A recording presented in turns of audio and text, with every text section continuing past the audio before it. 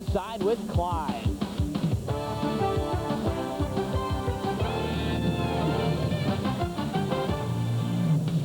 Hello again, everyone. I'm Bruce Beck. Welcome to game night. Well, the NBA All-Star game is just around the corner, and the New York Knicks are trying to build some momentum going into the All-Star break. Tonight, they entertain the Miami Heat, and on Thursday, it's the Houston Rockets.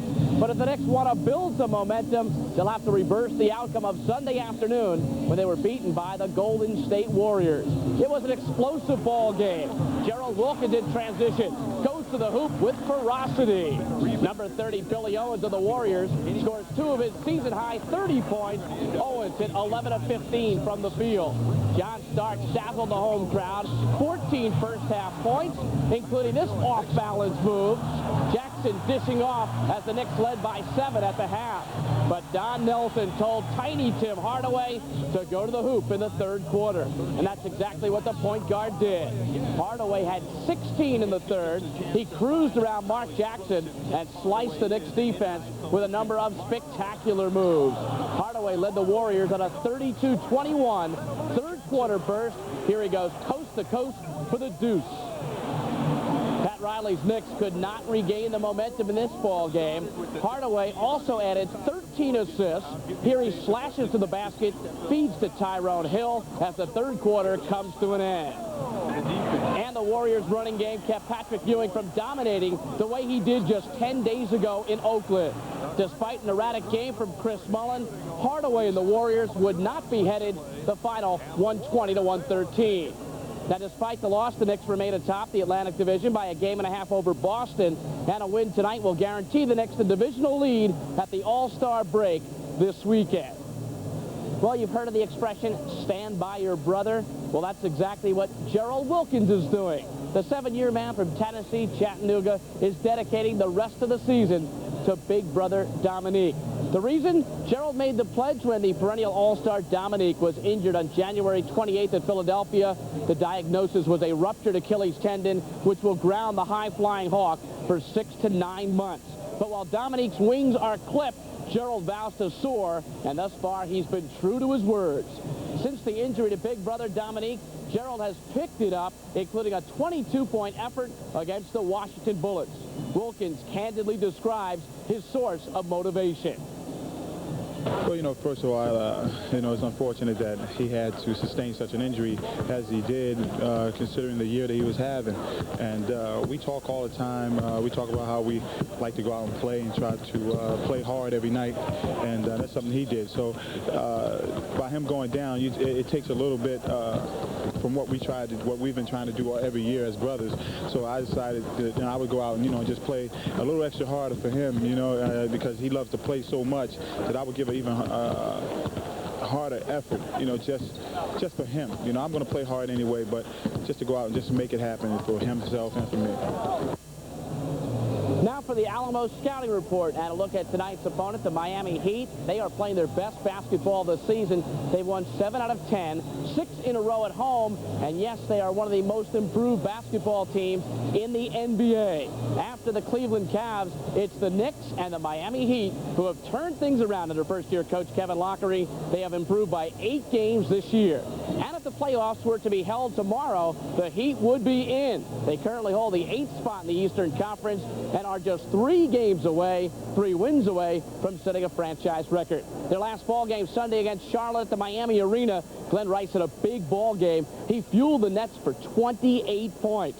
Willie Burton had 25, including this pretty reverse scoop underneath. The Miami Heat went on a 19-1 run to make a 5-point game, a 23-point lead.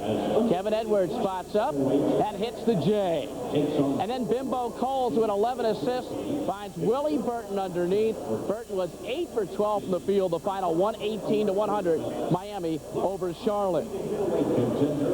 Glenn Rice has absolutely been sizzling lately. For the month of January, he's averaging 24.7 points per game. He leads the NBA in 3 points made. He has more 3-point field goals than 8 other NBA ball clubs. Meanwhile, Brian Shaw has been struggling since being acquired from the Boston Celtics for Sherman Douglas. Brian Shaw coming off the bench, not playing that much thus far this year, and his numbers are down since he came over for the Boston Celtics, just 5.2 points per game. His shooting's been spotty, just 36% from the field. Well, next up from the Miami Heat to a very warm story about a young man who is beating the odds. Game night continues from Madison Square Garden in just a moment.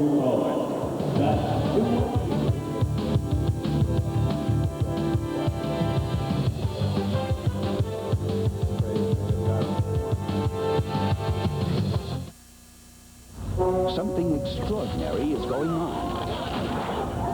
Wall Street is moving. It's moving across town. It's moving uptown. It's even moving out of town. Because Wall Street is moving to Citibank. When you invest at Citibank, expert investment consultants will help you choose what's right for you. From over 600 mutual funds, stocks, bonds, and money market funds. Because Wall Street is moving to Citibank. 7 reasons people want a Nissan Sentra. Strict family tradition to own one of the 10 best cars. Only affordable sedan that fits 5 and doesn't feel like the subway. Couldn't resist $500 savings on cruise, air, and stereo cassette package. Nissan Sentra E retains more of its value than Corolla. Is priced over $1,000 less than Civic. Has this really neat cup holder. And the #1 reason... See your dealer's newspaper listing for even greater savings. If you're ever near Durango, Colorado, you will find a road to the sky. Where 100 years ago... Player To buy the Discover card. It pays to discover. The card that pays you back. Bruce Beck back at Madison Square Garden with Walt Clyde Frazier. And Clyde, you were very critical on the New York Knicks, very tough in looking at their first half of the season. No A's for any of the ball players in your midterm report?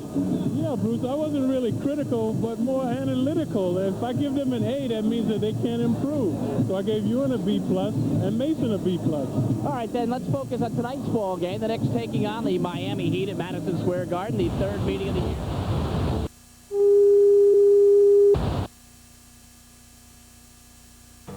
Satellite signal. You, Inside with Bob. Now, last week, Clyde Frazier gave a rather harsh grading to all the New York Knickerbockers for their mid-season performances. With that in mind, we would like to view some 1991-92 Clyde Frazier commentary and give our midterm grades of his performance. So watch along, sit back, relax, as we give a penetrating yet devastating look at commentary in the NBA. There you see Grant, the Lilliputian. Oh, very nice. Yeah, a little weaving and a little crowd pleasing and drive and thrive. You can also post and toast. Well, I never give A's because if you give them an A, that means they can't improve. Easy, Al. Klein was sublime. Sad. Inhospitable. Right here, hustling and muscling down. The Oak has not had the stroke. They did not press and trap and zap. Big Apple turnovers. Watch this move and groove. He's a southpaw, so duping and hooping on that play as well. He has improved his ball handling, folks. This time Starks wheeling, dealing, the X-Man thrilling with the crowd-pleasing stuff. There you have it, ladies and gentlemen. A summary of Walt Clyde Frazier, 1991-92. Our final grade, C+. I'd love to give you the A, Clyde, but if I did, there'd be no room for improvement. Again, thank you for your time. We now return you to your normally scheduled programs and the Madison Square Garden Network. Salmi wowed me, pointing the finger and giving Clyde a zinger. Well, I'll give him a B+. He was creative and innovative in his research, Bruce. All right, coming up next, the Bullet Bob page at the MSE Sports Staff. Stay with us on Game Night. Pure fit.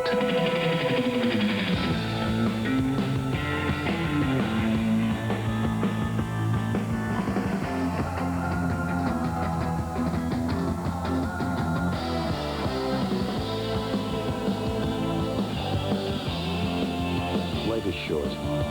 Play hard. Reebok.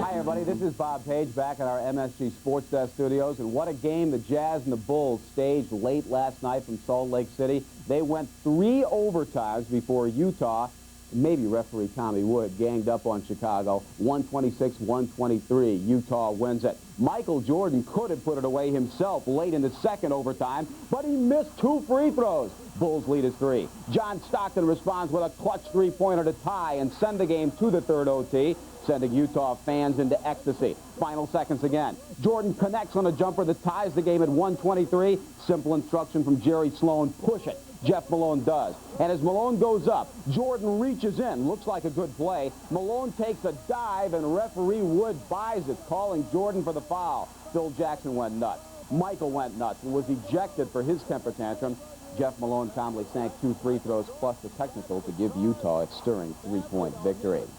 Bullets guard Michael Adams has replaced Larry Bird for this Sunday's NBA All-Star game. As expected, Bird had to bow out due to his latest back problems. After averaging 22 rebounds a game for the past month, Detroit's Dennis Rodman today was named NBA Player of the Month. And oh yes, Larry Brown is now reportedly the #1 contender to become latest head coach of the Los Angeles Clippers. After taking what seems like 15 jobs in the last 17 years, Larry Brown ought to go join a Buddhist monastery or grow his hair shoulder length and join a motorcycle gang. You know, find himself, something he's obviously been trying to do. Fade away gracefully. Come to think of it, maybe Larry Brown should coach the LA Clippers. They deserve one another. The Basketball Hall of Fame trotted out its newest members, 4 of them at least, here in Manhattan today to meet the media. Dr. Jack Ramsey, the former Portland coach. New York natives Connie Hawkins and Lou Carnesecca were on hand, as was Buffalo's Bob Lanier, whom I covered much of his career in Detroit. Have they really lowered the standards of this august institution to the degree that you have been allowed to be in the Basketball Hall of Fame? What, I mean, is this akin to somebody, me being in the Broadcasting Hall of Fame? Think about something. There was some prerequisites. They said you had to be tall. Yeah, you got that. I got that. They said you had to be real good looking. No, you got lose some there. camera angles. Look at the camera. And you had to have some talent in sports. I fooled them on the last one. I guess so. Been fooling people for a lot of years. Never fooled me. Have more with Bob Lanier coming up later tonight on various editions of the MSG Sports Fest. Now stay tuned as the Knicks host the Miami Heat next, right here on MSG. Knicks Game Night has been brought to you by Alamo. There are over 4 million miles of roads in Alamo territory, and with Alamo, all those miles are free. The Olympic Games feature our nation's best. And now your Jeep and Eagle dealers are featuring theirs during the Jeep and Eagle. This season victory over the New York Knicks. 3 weeks later, the Knicks avenge that loss, burning the Heat at Madison Square Garden. Since that time, Miami has undergone a changing of the guard, sending point guard Sherman Douglas to Boston for Brian Shaw. While Shaw has struggled, the Heat have emerged as the best of the NBA's expansion teams. Tonight, as they continue to battle for a playoff berth, the Miami Heat will take on the New York Knicks. New York Knicks basketball is brought to you by Budweiser, the king of beers. With that distinctively clean, crisp, cold taste, nothing beats a Bud. By Nobody Beats the Wiz, home entertainment centers. For everything in home electronics, music, and movies, nobody beats the Wiz. And by The Card, the American Express card. Don't leave home without it. Welcome to Madison Square Garden in New York for the Knicks and the Miami Heat. The Knicks, coming off the loss to Golden State, are a game and a half in front of the Boston Celtics, leading the Atlantic Division, while Miami at 22-24, battling for a playoff spot, and they are 1 game behind Philadelphia.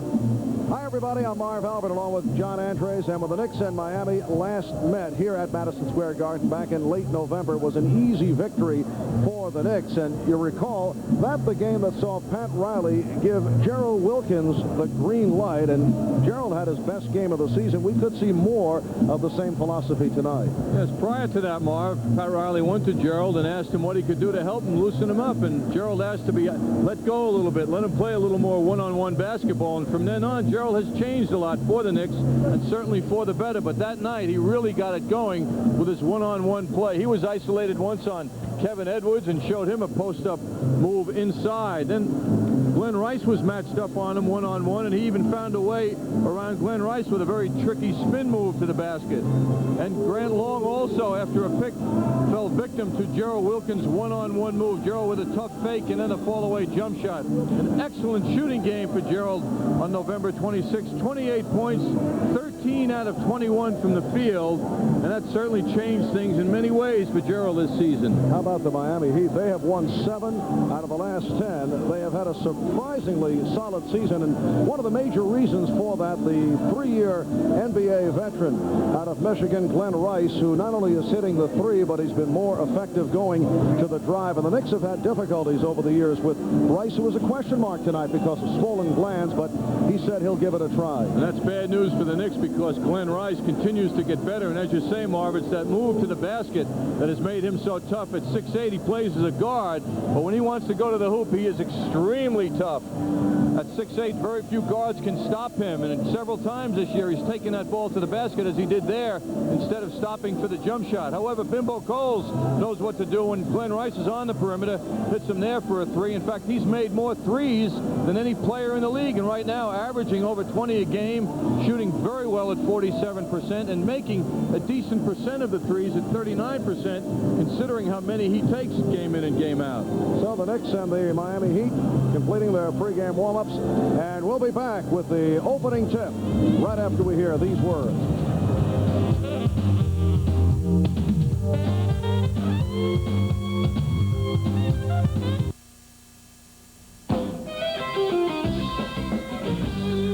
When you play the game and you're looking good, pick a Bud Light.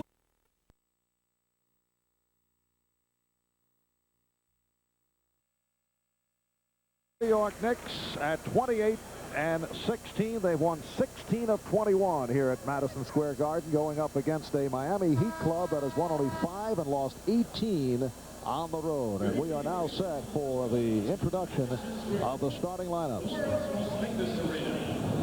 Tonight's game features the Miami Heat and the New York Knicks. Here are tonight's starting lineups. First for Miami. At guard at 6'2" from Virginia Tech, number 12, Bimbo Coles. At guard at 6'8" from Michigan, number 41, Glenn Rice. At forward at 6'8" from Minnesota, number 34, Willie Burton. And at forward at 6'9" from Eastern Michigan, number 43, Grant Long. Center at 6'11" from Syracuse, number 4, Ronnie Cycling. The trainer is Ron Culp. Assistant coaches Bob Stank and Alvin Gentry. The head coach, Kevin Laugere. Steve Smith is not with Miami tonight due to a family illness.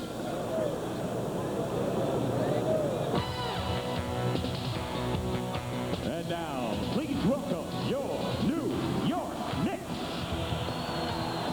At guard at 6'3" from St. John's, number 13, Mark Jackson. At guard at 6'6" from Tennessee, Chattanooga, number 21, Gerald Wilkins. At forward at 6'8" from Wichita State, number 32, Xavier McDaniel. At forward at 6'9" from Virginia Union, number 34, Charles Oakley. And at center at 7 feet from Georgetown, number 33, Patrick Ewing. The assistant trainer is Tim Walsh. Head trainer Mike Saunders. Assistant coaches Dick Harder, Paul Silas, and Jeff Van Gundy. And the head coach for the Knicks, Pat Riley. And there's Kevin Lagery, the man who has taken over from Ron Rothstein. Kevin, an assistant in Atlanta last season, very pleased about his team's play to this point. Earlier, he talked with John and said he thought that Miami was a selfish club last season in contrast to this year. The one key is that we talked about playing together. I thought it was a selfish team last year, and that comes with a lot of losses. We know that. I know it was necessary for us to play together as a group, and we're fortunate to draft Steve Smith, who's very unselfish. But as you know, it's not only offensively you have to play together, you have to play together defensively also, and I think we've achieved that. But probably the biggest key is that we've had a bunch of players improve. We really have a young club. Nobody's played over 3 years in the NBA. But you've seen vast improvement in several individuals. I think that's the biggest improvement we made in our club. And the Miami Heat, with a record of 22-24, they are fourth in the Atlantic Division, a game behind the Philadelphia 76ers. Well, I mentioned the Knicks 16-5 at home, but Pat Riley is not happy about the fact that they have dropped 5 of the last 10 at home, including the game against Golden State on Sunday afternoon. That snapped the 5-game win streak. So Miami controlling the tip. Here's Cycling with a nice spin, and he's fouled. The officials, Hugh Evans, Wally Rooney, and Mike Callahan. Ewing is called for the foul, and Ronnie Cycling, who has played Ewing very well over the years, will go to the free throw line. Miami coming off a Sunday night victory over Charlotte by the score of 118-100. Miami's 6th straight win at home. They have been killers at home. 17-6 in Miami. They've won their last 6 straight, 10 of the last 12 at the Miami Arena. One of the big stories for Miami this year is their improvement in the foul shooting area, and Cycling is dramatically improved in that department. Now it's 73%, and coming into this season, Cycling a 58% foul shooter after 3 years in the NBA. Here's Jackson, and Cole starts back. Rice getting it down low. It's a 4-0 Miami lead. Willie Burton getting position on Xavier McDaniel. And now Coles picking up Jackson. They double up on Ewing. Good ball movement by the Knicks. And the X-Man cuts it to a 4-2 Heat lead. That's all the Knicks want. Good ball movement. They spread the floor beautifully, and they got the shot they wanted. Nice positioning. Glenn Rice, who was a question mark because of the swollen glands, has been on a tear as of late. Glenn Rice leading the Miami Heat. He's averaging just under 24 points per game. Heat with a 6-2 lead. And Jackson is fouled. You note the protection on the nose of Bimbo Coles. He suffered a broken nose in practice back in early January and still playing with the protective mask. Burton was called for that foul. Oh, what a pass from Oakley. Oakley to McDaniel. Miami 6 and the Knicks 4. Good movement without the ball by Oakley. He beat Willie Burton badly. Long from deep. Grant Long has played well in recent games. And one of the reasons, Marv, is the improvement in that jump shot that he now takes readily. McDaniel working off the pick. So he's tied the game at 6. Xavier McDaniel very quiet on Sunday against Golden State. He's come out hitting 3 of 3 from the field for all 6 Knick points. Foul call on New York. It's on McDaniel. 2 minutes gone by here at Madison Square Garden. Knicks home again on Thursday to face the Houston Rockets. And then the All-Star break. They'll resume in Indianapolis next Wednesday. Nice outside touch by Bimbo Cole. Well, Mark Jackson gave him the room, and Bimbo responded accordingly. Kevin Lockery was looking for a three-point play, but it was called two-point range. Ewing off the miss by McDaniel has tied it at 8. Third meeting of the season between these two clubs. They split the previous two. Knicks getting crushed in Miami. Here's Wilkins getting down. And the Knicks now lead by the score of 10-8. You remember that first meeting, that was the second night of the season where the Knicks lost their second straight after being beaten in Orlando. And then the Knicks in late November able to beat the Heat here at the Garden in convincing fashion. It'll be Miami ball.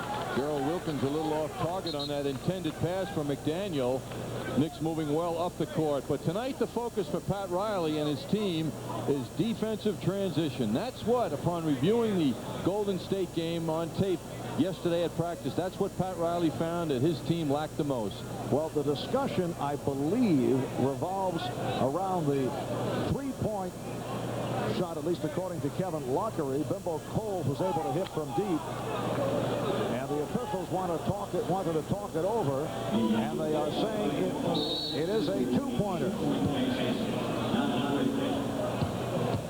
So the Knicks with a 10-8 lead. It is a two-point field goal, not a three. Here's Coles. A loose ball foul has been called. Now here's another look at that shot. Cycling called on the foul. All right, check this out. Ooh, that's a three. Yes. No question. Initially, his foot was over the line, and he pulled it back. And Lockery, of course, was right next to him on that shot. That's why he would be rather strong in his objecting. But Kevin is cool these days. He's not as argumentative as he has been in prior years. That is until he takes a look at the replay. Wilkins and Cycling able to get to the rebound. Knicks by 2. Rice from downtown. Oakley lost it.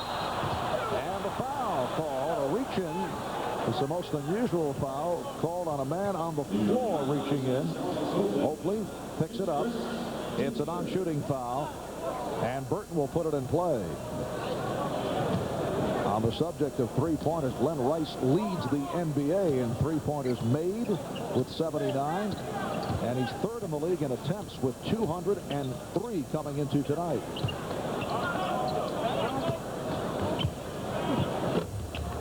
Grant Long has tied the game at 10. Grant Long in his 4th year out of Eastern Michigan, usually noted as a nice complimentary player, averages 9 points, 7 rebounds, shoots around 50%, but he has really stepped it up this year. Lately too, Marv, he's been red hot. Grant Long last game against Charlotte, 23. Before that, 21 against Detroit. Mark Jackson getting in position. Knicks lead it by the score of 12-10. Now Jackson hounding Coles. Bimbo Coles now has shed the protective mask. Here's Long. Oakley one-handing the rebound. Oakley has always bothered this team simply because he's bigger than their forwards. He's had several big rebounding games against the Miami Heat. Pretty feed from Jackson, and Oakley blows the layup, gets the putback.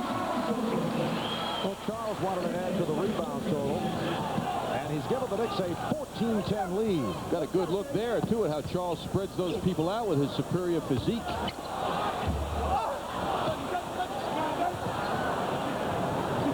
Most unusual situation.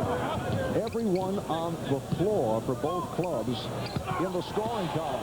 Oh, nice move by McDaniel, but a beautiful recovery by Burton. Then he threw it away. Here's Jackson. Jackson allowed to penetrate, giving the Knicks a 6-point lead. Well, you ask Kevin Lockery what this team lacks the most, despite their tremendous success as an expansion team. Beautiful drive, but Ewing there to bother people, and that's the point I want to make. They don't have a shot-blocking threat. The Knicks do. We just saw it with Ewing, but Jackson just went around Cycling and company for that last layup. 3-second violation. Miami will take over, but the Knicks first calling a timeout with 6:06 6:04 remaining in this first quarter. That's a 2 for 11 in the third. You can know when to say when. A reminder from Budweiser. Well, the Knicks have made it to the cover of Sports Illustrated magazine, the new edition that will be on the newsstands tomorrow. Patrick Ewing putting a move on Chris Mullen. The article, good piece by Hank Hirsch, entitled, "Are They For Real?" So surprise Patrick Ewing and the Knicks on top in the Atlantic. Traveling violation. The Knicks take over. They lead by the score of 16-10 with just under 6 minutes remaining in this first quarter. Knicks in control off the board, as they have been lately. Marv, I sat next to Hank Hirsch Sunday while the Golden State game was on. Funny, there's not one quote from you in this piece. Jackson with an 18-10 lead. Despite your politicking, he obviously wisely disregarded everything you had to say. Not Hank. No, he didn't feel the need, Mark. A lot of obvious things happening that he picked right up on. You're saying it's an obvious article? Rice from downtown. Are you saying there's no twist to it? Or? Hank didn't need any help. Oh, I see. You were looking to provide help. Is that? I was there. I was there. I saw you across. I was waving, but you never acknowledged my presence. I was disappointed. We do try to ignore you in those type of situations, but I thought very noble that you're not working, but you're on hand, courtside. Great game to watch. All right, here's Jackson with the bullet for Oakley. Ewing, and the Knicks lead by the score of 20-13. Jackson continues to provide pressure on Bimbo Coles, now back with the protective mask for the broken nose. Coles from downtown. That's an air ball. That's going to make him think twice about that mask. That has to be a distraction. Miami is now 5 out of 14 from the field, in contrast to the good Knicks shooting. There's the isolation by Gerald Wilkins. The Knicks cleared out for him. Good pressure by Wilkins, and it leads to the travel by Cycling. Well, the hard work of Gerald paid off. He had the feeling there that it didn't pay off. Cycling getting that ball. Gerald all over him without committing the foul. Tough to do that.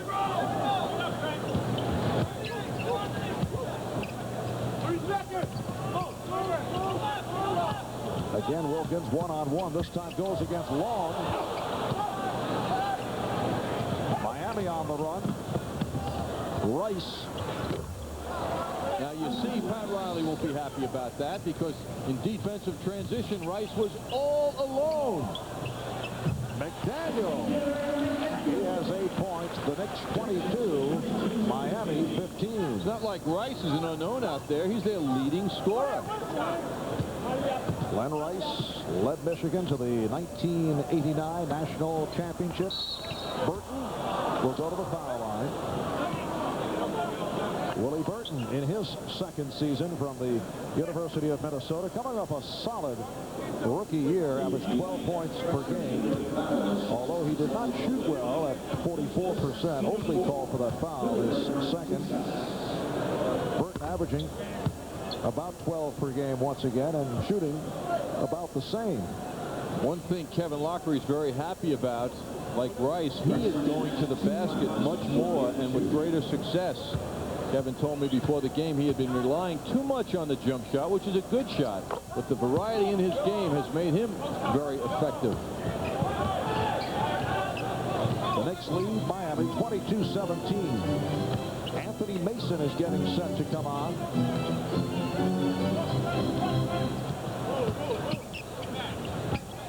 Ewing, yes. Patrick Ewing has hit 3 out of 3. The Knicks 24, the Heat 17. Mentioned earlier, Pat Riley not pleased about the defensive effort against Golden State on Sunday. Cycling, rebounded by Ewing. Of course, Golden State, a very difficult club to hold down. They lead the NBA in scoring, but He wants players, particularly like John Starks, to get back to what was going on earlier in the season. The strength of John Starks was his defensive play, and then he began to score, and he's been looking more for shot rather than defense. Long with a strong move, and the Knicks now lead it by 5. That's what happens when you give up the baseline to the offensive man. There's no room for help. Here's McDaniel, and Cycling off the board. Talk about variety in your game. Now, McDaniel, who's been living on the jump shot, needs a little variety, needs to go to the basket a bit. Long was blocked as he put on that baseline move. Oakley called for the foul, his third. Miami takes a timeout.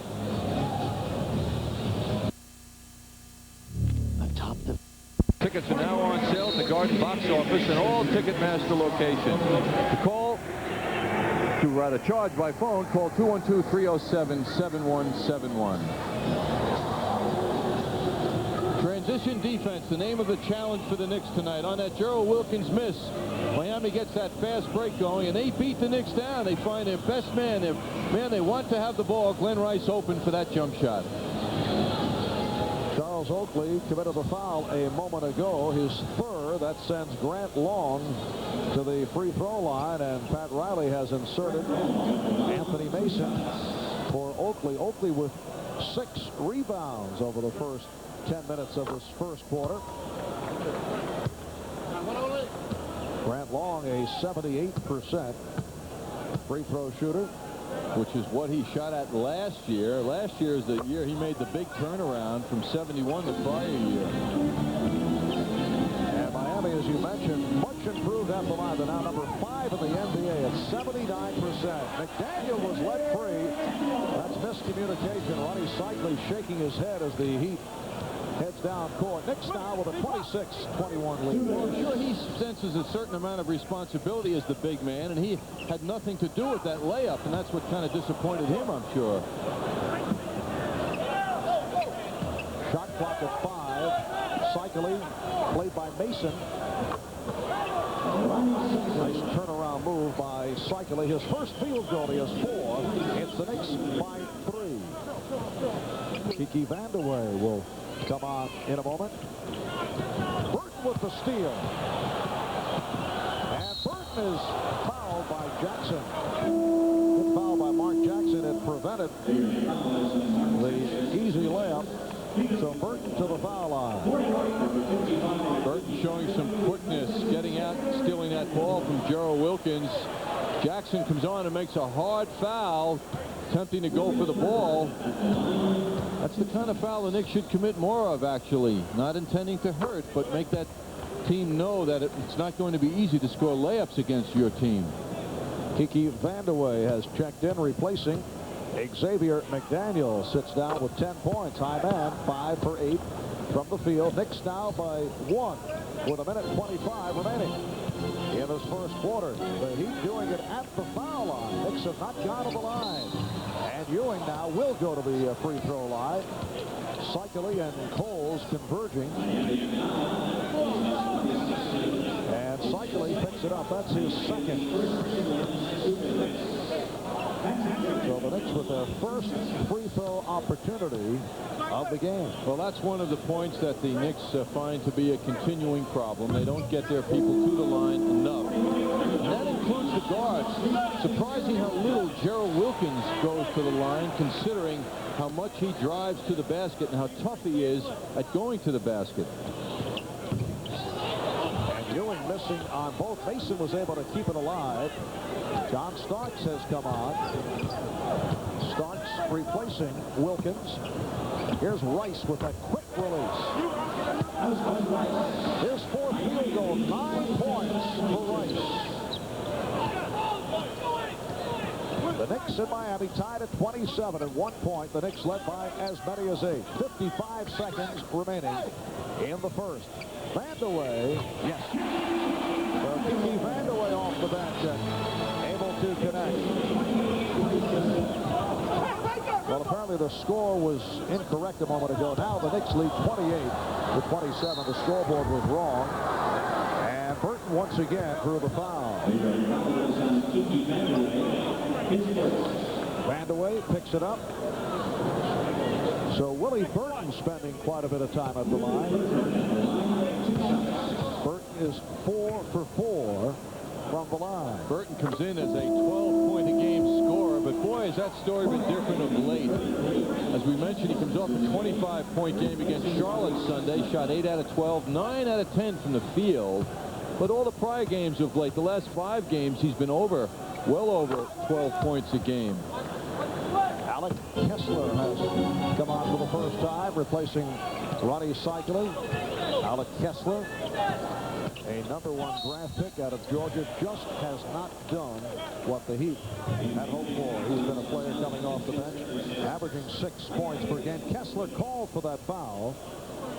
29 seconds remaining in this first quarter. Mark Jackson to the free throw line. There's Alec Kessler, the University of Georgia's all-time leading scorer, also an academic All-American in pre-med.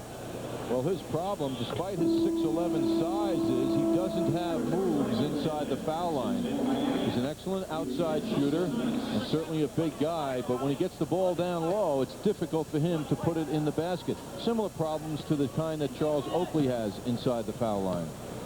You saw Kevin Edwards check in for the first time. Glenn Rice will depart, leaves with 9. It's the Knicks 30, Miami 29. As this first quarter comes to a close, Cole setting it up against Jackson. So Kessler with that right foot over the three-point line makes that legal. There were 2 men above that line. Otherwise that isolation would have been illegal if 3 were beyond the three-point line. Ewing on the block. Patrick Ewing hears it from the crowd as he stopped Grant Long. 5 and 9/10 seconds to go in the quarter. 1 on the shot clock. And Burton will throw in. Kessler rejected, 24-second violation. Patrick Ewing with his 3rd block of this first quarter, and it's Nick Ball with 3 and 3/10 seconds to go in the quarter.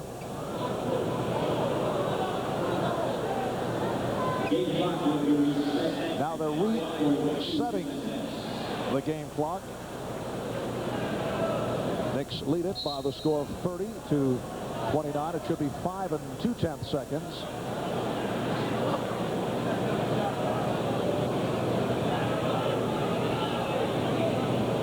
A discussion between Hugh Evans and Mike Callahan.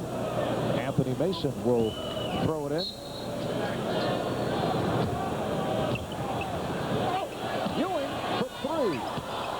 Well, actually, that would have been a 2. He had stepped on the free throw line. That's the end of the first. The Knicks 30 and Miami 29. In the first quarter, the Heat going to the line 10 times, hit all 10. Knicks only 2 out of 4 from the line, and as you're well aware, when they go to the line, they have struggled. They are the 2nd worst shooting free throw team in the league, and that is a subject that we discussed with Pat Riley. You get players so concerned that they get to the line and they actually are like, I got to make it. And there was a great article the other day that I read in the press about free throws. It is not a free throw. It's a free shot, you know. I think sometimes you throw it up there, and I do think by the end of the season you'll relax a little bit more and shoot them better. Well, the Knicks at 71% from the foul line, and they've been burned by that in several games this year. You saw Mark Jackson give the Knicks a 32-29 lead as the second quarter gets underway. Brian Shaw, the one-time Celtic, has come on for the first time. He's guarding Jackson. Vandeweghe, and it's called a charge, an offensive foul. Tiki shakes his head in disgust. Tiki working that baseline, and Long got in position ahead of him. Good play by him, willing to take that charge. Now Patrick Ewing will get a rest, sits down with 6 points, 5 rebounds, 3 blocked shots. Xavier McDaniel is back, so it's Mason guarding the Miami center Kessler. Now Long backing Rebounded by Mason, getting the position. Actually a hook shot, the missing shot in pro basketball. Starks with the pull-up. Yes. The Knicks 34 and Miami 29. It's a backcourt of Brian Shaw and Kevin Edwards. Kessler up front with Burton and Long, and the foul is called. It's a hold on Willie Burton. Now Glenn Rice checks back in. Burton will sit down. Weak pass by Grant Long. Unselfish of him, but it was off target. Greg Anthony has come on, so the Knicks with Anthony and Starks at the guards. Mason, McDaniel, and Vandeweghe in the front court. Look at Shaw laying off Anthony as an outside shooter. Vandeweghe. And run down by McDaniel. Pops it back out. Mason with the crossover. Nice move. And rebounded by Long. Rice faked by Starks. I should say the other way around. Good fake by Rice on Starks. And Rice able to hit. So the Knicks now lead 34-31. Here's Starks getting down.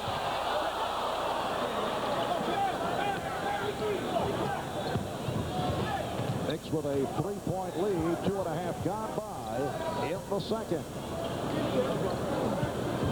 Now Kessler.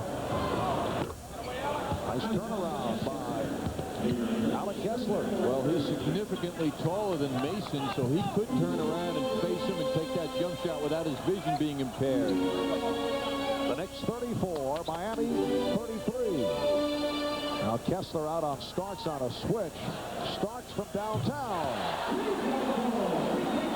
John Starks hits the three. And Kevin Loughery takes a 20-second timeout. John Starks in the 2 previous games has done well. In fact, the last time the Knicks in Miami met here at the Garden had a 7 for 11 for 19 points. This program is authorized by Madison Square Garden Productions Incorporated solely for the entertainment of our audience. Any publication, rebroadcast, or other use of the pictures, descriptions, and accounts of this event without the express written consent of Madison Square Garden Productions Incorporated is prohibited. The Knicks go up against the Houston Rockets here at the Garden on Thursday night. And we'll be on hand starting with Knicks game night at 7, game time at 7:30. And the Knicks will have a little rest time along with the rest of the league. The NBA All-Star Weekend this Saturday and Sunday in Orlando. The Knicks will resume at Indiana next Wednesday. Although Patrick Ewing will be starting for the East and John Starks in the slam dunk contest this weekend. Knicks with a 4-point lead. Patrick Ewing making his 3rd straight start as the East center. And give John Starks a shot in the slam dunk. Anthony rebounded by Kessler. This is Kevin Edwards putting moves on John Starks and hit from behind on a reach-in. McDaniel going to the steal. Call for his second. It's a non-shooting foul. Knicks playing with a short team out there, but they can against Kevin Loughery's team. Kevin also said we've got to get bigger as a team. We said Kessler likes to face the basket, and Cycli just doesn't have enough bulk on him, and the forwards are not big enough to win big time in the NBA. Oakley and Ewing sitting down. Oakley had picked up his 3rd foul. Cycli is hit. Knicks double teaming. Anthony got a piece of Cycli. 2nd team foul committed by the Knicks, and again a non-shooting affair. Miami at 22-24. They've won 7 of their last 10. They are a surprising 4th in the Atlantic Division, only a game behind the 76ers. Cycli played well by Mason. Recovered though by Shaw. Edwards stopped by Starks, but the foul is called. And Kevin Edwards will go to the free throw line. John Starks called for his first. Kevin Edwards in his 4th season out of DePaul, known, well, they say non-shooting foul. Kevin Edwards known as a shooter, but only 41% from the field last year. Shaw with a force, rebounded by Mason. Oh, nice pass, Mason for Vanderwell. Mason able to get it back. And talking with Lockery before the game, he noted Mason's skill. Not as a jump shooter, which we just saw, but as a man who can rip down a rebound and initiate a break. He said his forwards can't do that. That's an important quality, initiate a break. It's the Knicks 39, Miami 33. Shaw, pretty play. On the overplay, was able to hand it to Kessler. Of course, with Ewing out now, the Knicks do not have shot blocking. So Miami is striking at them underneath the basket. And Patrick Ewing with the 3 blocked shots in the first quarter. Mason posting up against the taller Cycler. And here comes Shaw with a 3-on-2. Edwards for Rice. He didn't wait long, did he, Marv? Lightning release by Glenn Rice, and he brings Miami within 2. Rice has 13 points. He's hit on 6 of 11. And to think before the game we were told he had swollen glands and a temperature. Vandeweghe. Dickie Vandeweghe with his second field goal. The Knicks lead at 41-37. Dickie Vandeweghe very much back into the rotation. Rice from downtown. McDaniel off a good lead from Anthony. Oh, that was a pass that was on the money. Super pass by Greg Anthony. The Knicks 43, Miami 37. Just under 6 minutes to go in this first half. Marv Albert, John Andres, Bruce Beck for Al Troutwood, and Walt Clyde Frazier from Madison Square Garden. Shot clock at 5. Edwards. That was the 24-second buzzer. Cycling trying to save it. And it will be Nick Ball. Knicks take a timeout. 5:34 remaining in the first half.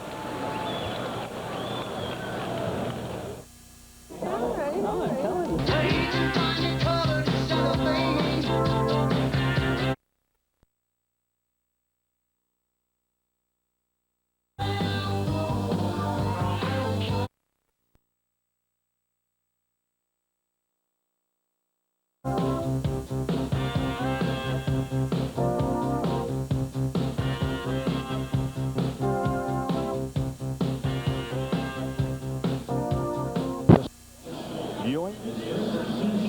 Only the second team foul called on Miami. The Knicks have 3. Knicks with a 43-37 lead as we come up on 5 minutes to go in the first half. McDaniel, yes. Xavier McDaniel leading the Knicks with 14 points. And the Knicks have a 45-37 advantage. Kessler driving around Ewing. And he's called for an offensive foul. Oh, what an incredible cover-up by John Starks. Kessler beat Ewing clearly, but Starks ran around, saw that lane being filled by the big Kessler, and got in his way and drew that foul.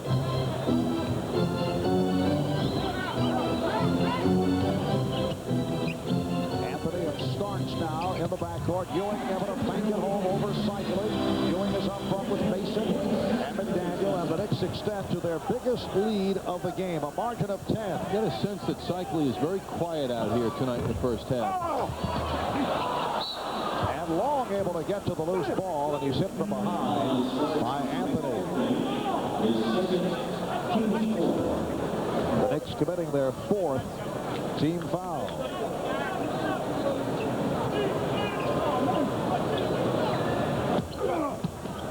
Cycling, stopped by Ewing, and then by Mason, but he's fouled by Mason. Cycling will go to the line. Cycling is so tough inside the foul line. By contrast, talking about Kessler before, not having the inside moves.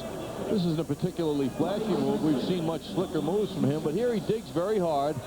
And with good second effort, draws that foul. It sends him to the line, where, as we mentioned earlier, he has improved dramatically. For his career, 62%, and he's at 74 for this season. Ronnie Cycli has been healthy throughout this year. Last year had knee problems, missed 18 games. The Knicks lead now 47-39. Some pressure being shown by the Heat. Shaw staying with Anthony. Mason guarded by Long. Ewing, yes. Well, the Knicks looking for the one-on-one defense against Ewing. And that pass by Mason set it up off the steal. McDaniel hits Anthony. So the Knicks lead 51-39. Anthony made that happen. He created that loose ball. What a nice recovery and dish off by Xavier. Cycling. Ewing with the rebound.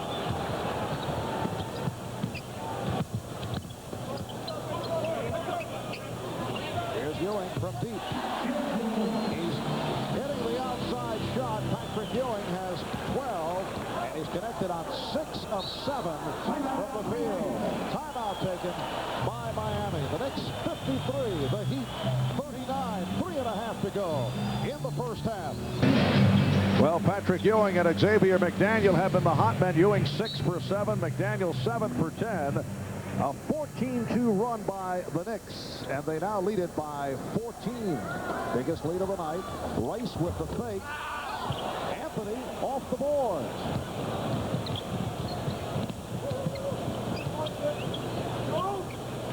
Now Mason posting. Anthony Mason. Knicks 55, and the Heat 39. Well, Mason had 2 men on him, but his quickness overcame the 2 people.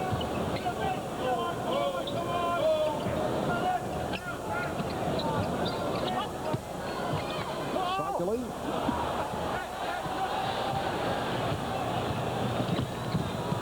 Anthony with a gorgeous move, and he'll go to the foul line. Well, by comparison, I thought of Tim Hardaway when I saw that move. That left to right move that's so difficult for a defender if it's done as quickly as Anthony did it, and certainly as quickly as Hardaway did it on Sunday. Foul committed by Kevin Edwards. Willie Burton now makes his return. This is Mason on his last move down low. He had a couple of people converging on him, but he was too quick. And nobody bothered him on that move, despite the fact that Glenn Rice came in to help out. Well, the poor Knick free throw shooting continues. Anthony is 71% from the foul line. The Knicks have hit 3 out of 6 at the free throw line. And the Knicks 10 of 18 from the field. Miami only 4 out of 15. Knicks lead by 17 points.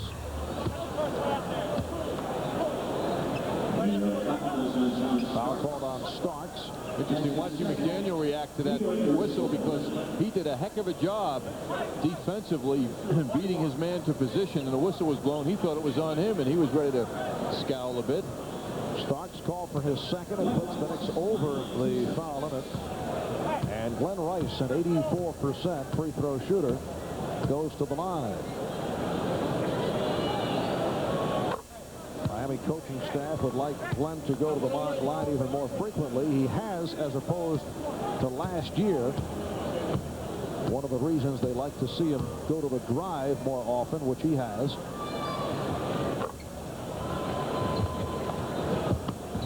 So the Knicks with a 56-41 lead.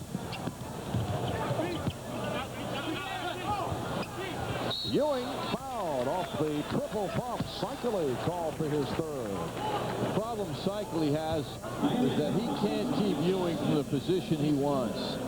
A lot of teams are very successful against Ewing in making him receive the ball out another step or possibly 2. And there's a big difference in Ewing's effectiveness if he can get the ball with his back to the hoop down low versus another 3 or 4 feet out further. Ronnie Cycli headed back to the bench, and he'll be replaced by Miami's third string center, 7'2" Alan Ogg.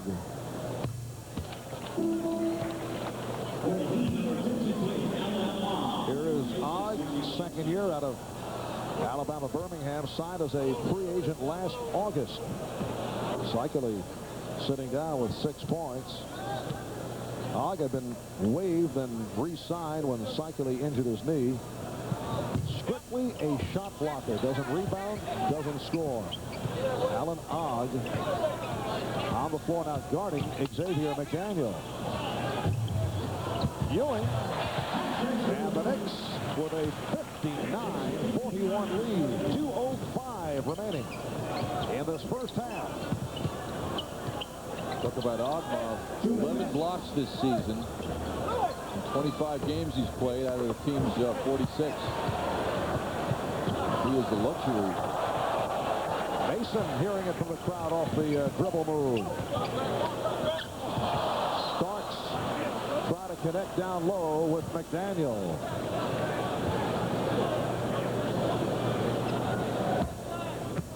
And Bimbo Coles moves it against Greg Anthony. Greg Anthony has had an excellent second quarter as the Knicks have broken this thing open very well. Ogg setting the pick.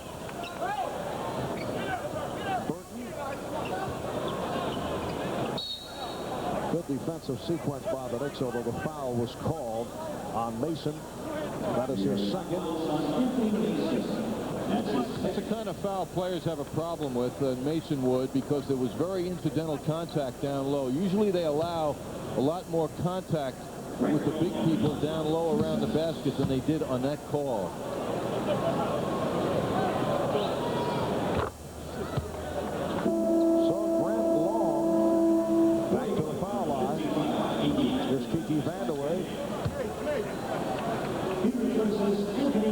And he comes on for Anthony Mason, who hears the applause. Another outstanding effort by Anthony Mason. 4 points, 5 rebounds. The coaching staff of Miami likes about Grant Long is his hard work. We just showed you briefly a look at the amount of steals he gets, which shows you how hard he works on defense.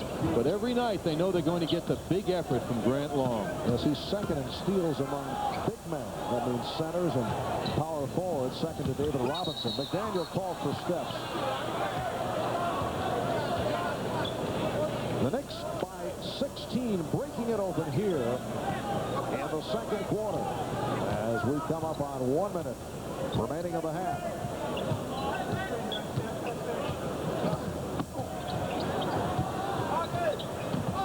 And that a leg block. So they'll get the new 24. You'll recall in the game against the Bullets in Landover on Friday night, Knicks led by as many as 20 in the first half, and the Bullets got back into it and forced it into an overtime when the Knicks took command in the OT. Long off the hip fake is rejected emphatically by Ewing. Well, you know that Pat Riley won't be expecting a letdown by his team in the second half. Take another look at Long working his way inside. Ewing coming in with his 4th block. That's the total he's had in the 2 prior games against Miami. Ogg on the rebound. Riley expects, Marv, you might recall after the Golden State disappointment, a maniacal effort here at home from him. Maniacal, yes.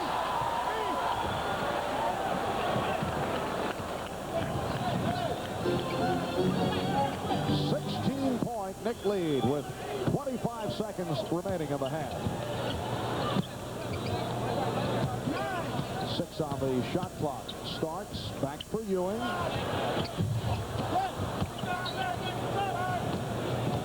10 seconds to go in the first half. Rice shaking off Starks. And McDaniel with 5 seconds gets it to Starks from downtown. Yes! John Starks has hit from three-point land at the end of quarters on several occasions. And the Knicks with a standing ovation as they head back to the locker room. 61% shooting in the first half. They did hit 57% from the field against Golden State on Sunday. So the Knicks lead 62-43 at halftime. Bob Page coming up at the MSG Sports Desk. We'll be back in just a moment. A score of 62-43. The Knicks went on a 17-2 run in that second quarter of play to open up a commanding lead. Xavier McDaniel, Patrick Ewing leading the way for New York. Right now, let's go to the MSG Sports Desk and the Bullet, Bob Page. And Bruce, an important road game for Seton Hall tonight in the Big East race. The Pirates may be on the bubble come NCAA tournament time, so they have to beat weak teams like Providence. And they do lead the Friars so far in the first half, 17-12. PJ in the Hall just 3-5 coming into this one in the Big East. Jerry Walker at the free throw line misses early, but Luther Mania continues to sweep the land. Nice play by the 7-foot sophomore, gives the Hall the lead at 8-7. Moments later, the Hall breaks the press. Danny Hurley feeds John Leahy going to the hole, and he lays it in. Two others in the Big East tonight. They're early. Georgetown on top of Villanova, and Pittsburgh leads Miami of Florida. Manhattan has won 9 straight, is 7-0 in the MAC, but they're losing at home in Riverdale tonight to Iona in the second half. The two worst teams in the MAC, Fairfield and St. Peter's, and it is all St. Peter's at halftime. Princeton in the Ivy League just underway at 10, and in the Atlantic 10, St. Bonaventure's big offensive first half for them, huh? 38-20, they're losing to Massachusetts. Four of the newest members of the Basketball Hall of Fame appeared at a Midtown Manhattan news gathering this morning. And Jack Ramsey, the longtime coach of the Portland Trail Blazers, had some interesting comments to me about Pat Riley and the Knicks. He's a highly intense guy who makes his players work very hard, and I think the team has shown the result of his labors.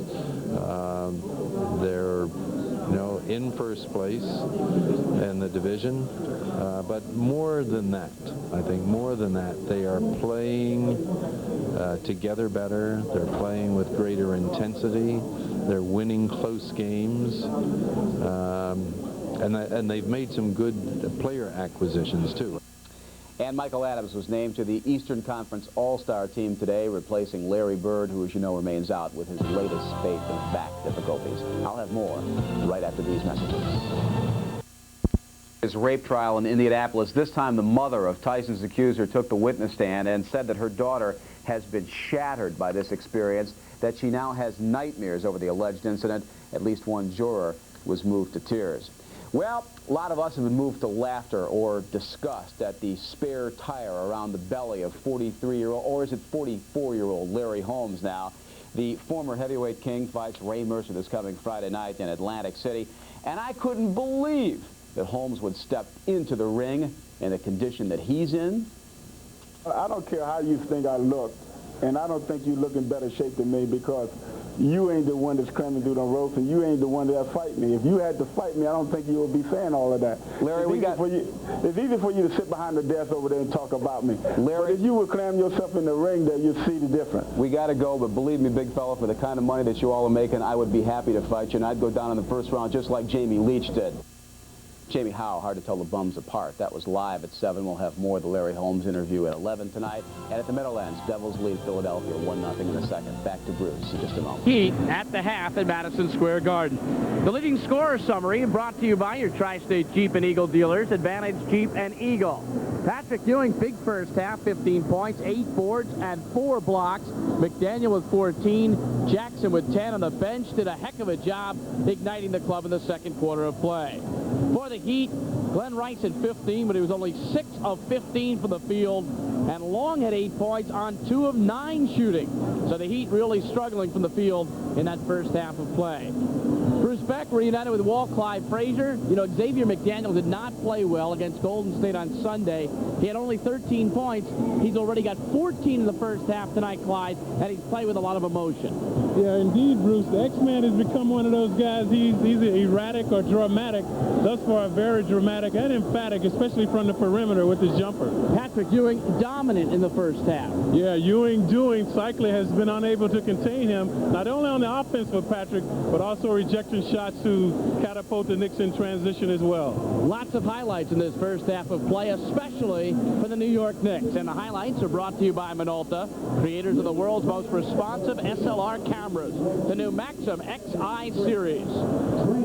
Well, it was defense once again by the Knicks in that second quarter of play, and here it's Anthony getting it up to the X-Man. Yeah, and ghastly shooting by the Heat. Watch this marvelous pass by Anthony and the X-Man with the good stuff. And just to show that he's not playing favorites, McDaniel will take one from the other point guard, Mark Jackson. Yeah, X will show some dexterity on this play. X-Man, of course, 6'8", 205. A nice drive here, and this is indicative of the lack of an intimidator inside by the Heat. Anthony, Starks, and Mason came off the bench to give this club a big boost in the second quarter of play. And look at Anthony's hands. Yeah, that time Bimbo living up to his name. He lost the handle. The Knicks swarming to the ball. So Anthony, who's created the turnover, ends up with the hoop as well. And there were only a few situations, Clyde, in the first half where the Knicks did not get back in transition defense. Yeah, that was a nice move by Gerald, but the Heat this time under control. So Bimbo Cole's orchestrating. He'll find Rice on the perimeter, so Rice will drill the jumper. The Miami Heat in that first half of play with more free throws than field goals. How are they going to do anything offensively in this ball game? Well, they have to get something going inside, and that means Cycling. He has to come to the game, not only scoring, but denying Ewing as well as other Knicks penetrating into the paint. So the Knicks getting lots of productivity from their front court, particularly McDaniel and Ewing, and getting a lot of energy off the bench. The result, a 19-point lead at the half. We'll be back. Well, the New York Knicks ended the half with a 23-6 run, and the result, the 62-43 advantage at the half. And just a couple of moments ago, the Knicks Sharpshooter of the Month, the Sharp Electronics Knicks Sharpshooter of the Month was announced, and the winner was Anthony Mason, who shot 54% from the field, 52 out of 97 from the floor. The presenter, Paul Wharton, the advertising manager at Sharp Electronics. So Mr. Mason joins a distinguished list of other New York Knicks who have captured this honor with some pinpoint shooting from the field over the 91-92 season. Here's a recap of the previous winners. And in November, it was John Starks. In December, Xavier McDaniel. And in January, Anthony Mason coming off the bench to do the job. Right now, let's go back to Marv Albert and John Andres.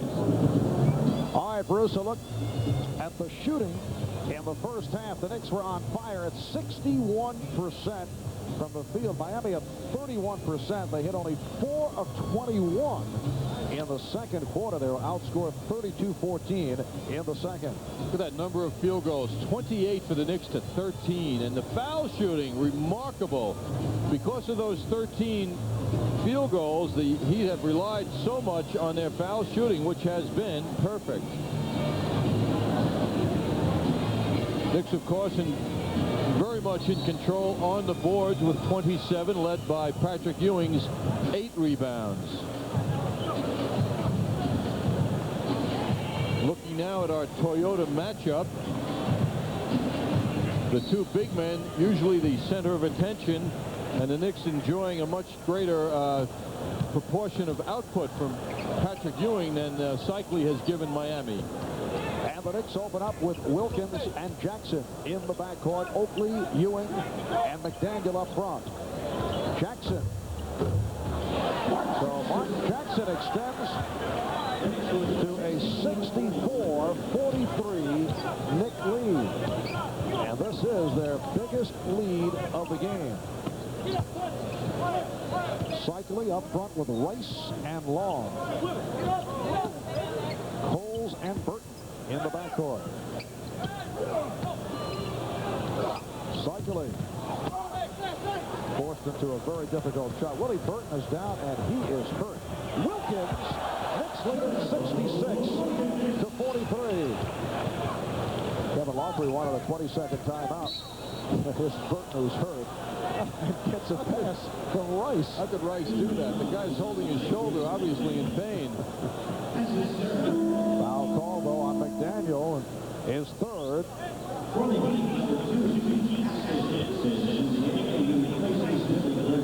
Burton driven to the floor by McDaniel, as you can see. Oh, what a push by Xavier McDaniel, and he got away with it.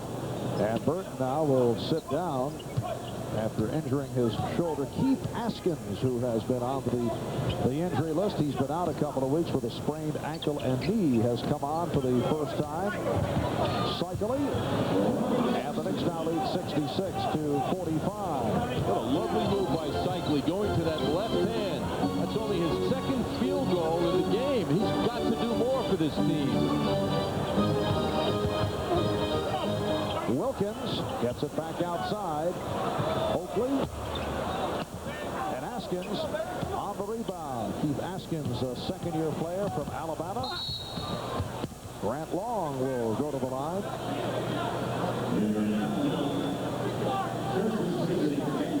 McDaniel called for the foul. That is his fourth. 4 on McDaniel, 3 on Oakley. For Miami, Cycling with 3. No one else in trouble. Oakley only played 23 minutes on Sunday against Golden State. Lowest amount of minutes since early January. Tonight here in the first half, Charles only played 10 minutes. They've just changed that last foul call. It is not on McDaniel. They say Jackson. So Xavier has 3. That was number 2. Called on Jackson. And that the first free throw miss by Miami. They hit their first 16 from the line. Miami Heat going without Steve Smith. A major loss, although they've been able to hang in without Smith. He's missed the last 3 games due to an illness in the family. He was out also 3 weeks earlier with torn cartilage in his knee. And Patrick Ewing gives the Knicks a 68-46 lead. Smith going through a very sad moment in his life as his mother is in very poor health, and the Miami team naturally has allowed him to be with her at this time. 2 minutes have gone by in the third quarter. Knicks breaking it open in the second. McDaniel and Cole's able to get to it. Pitches down to Long. Good play by Jackson, but a foul is called. Mark reaching in, trying to knock the ball away. And he's called for his 3rd. So Askins will throw it in. Now Askins and Coles in the backcourt. Cycling drawing the double team, and he's fouled. Jackson again. That's number 4.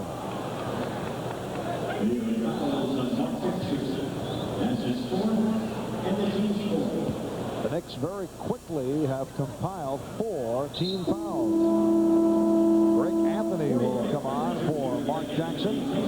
Anthony with a good 11-minute run in the first half. Yes, he played a major role in the Knicks blowing this thing open in the first half for the period that they enjoyed it. Big lead. Mark Jackson sits down with 12 points. And we'll see quite a bit of long-range shooting now if Miami is to get back into it. Rice will be looking for 3s. That was a 2. He now has 17. The Knicks lead it by 20. Most unusual to see Jackson on the bench in foul trouble. He has not fouled out of a game this year. Oakley. And Long tears the rebound away. Yeah, Charles is content just to get the shot up, but you don't get the feeling that he's really concentrating on putting it in the basket and making it. Well, Hugh Evans at the near side is looking for help on the call. Wally Rooney had a better angle, and he's indicating last touched by Miami. Yes, really out of bounds off Miami. Anthony and Wilkins in the backcourt. Ewing, McDaniel, and Oakley up front. Wilkins, yes. So Gerald Wilkins with his 3rd field goal. He has 6 points. The Knicks now with a 70-48 lead. Here's Rice firing away. Wilkins to the rebound.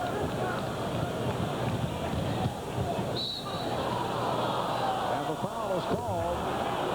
It's a charge on McDaniel, so Xavier now does have 4. Well, Xavier goes into the spin move, and he feels that's his position down there. He can kind of do what he wants, but Askins played him well. He got his position and held it. Knicks with the luxury of the big lead as Jackson has departed after picking up his 4th, and McDaniel will sit down in a moment. Askins for 3. That's tough. You think he is Glenn Rice? I mean, that's the way he reacted. Quick release, air ball. Mason comes on, replacing McDaniel. Askins a 33% shooter from 3-point range. 13 for 39 coming into tonight. One of only 3 players on the Heat in double figures in that category with Steve Smith, the other with Rice. I'm wondering about Keith Askins. Alley-oop does not work. Here I am, John, browsing through the Miami Heat media guide. And, you know, you like to look at things like, as Bimbo Coles was able to hit, what players like to do relaxing before ball games. And Wilkins will go to the line. I know you like to, for example, pick up a classic good book as we prepare for the Knick telecast. And under Keith Askins, it says that likes to relax before a game by watching cartoons. I don't think he's alone in that department, Marv. Really? A lot of players used to cartoons, huh? Used to the TV and the late, actually in the late afternoon, you know, the selection is the better ones, huh? Is that, I mean, how much CNN can you take, you know? The Knicks 71 and the Heat 50. 7:40 remaining in the third quarter.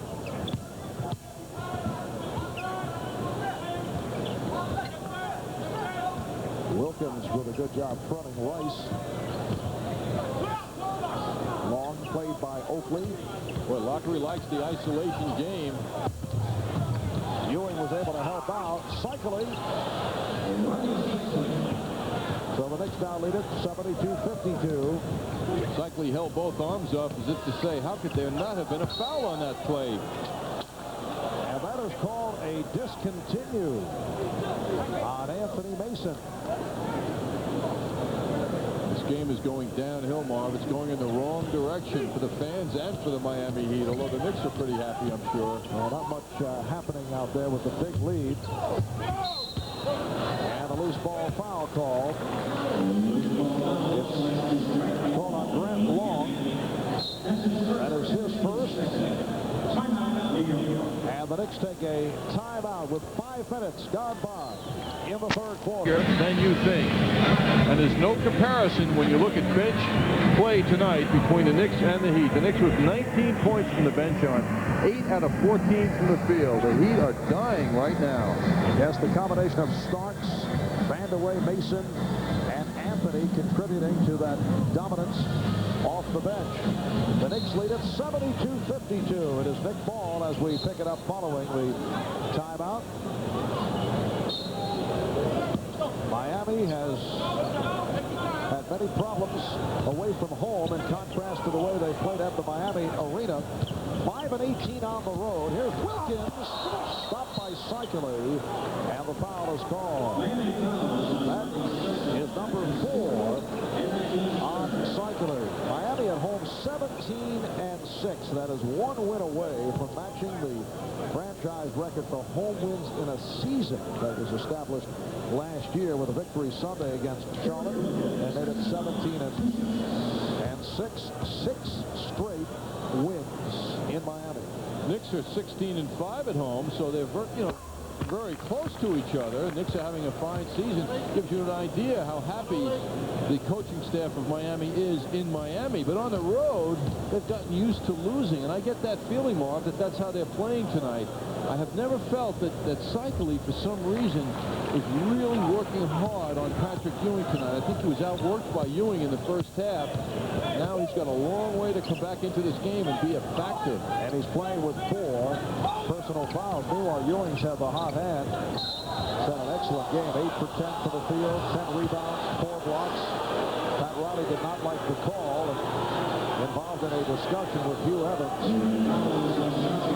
Oakley picks up his 4th, so 4 apiece on McDaniel, Oakley, and Jackson. McDaniel and Jackson already sitting down. The Knicks have gone over the foul limit. And Glenn Rice will shoot a couple. And I think from Pat Riley's perspective, what he's thinking now is, I mean, I don't think there's any doubt in his mind that his team's going to win this game. But I think what he's not happy about is how the Knicks are playing. Despite the fact they're enjoying this 20-plus lead, they're not really clicking that well, which could in some ways be a function of how Miami is playing.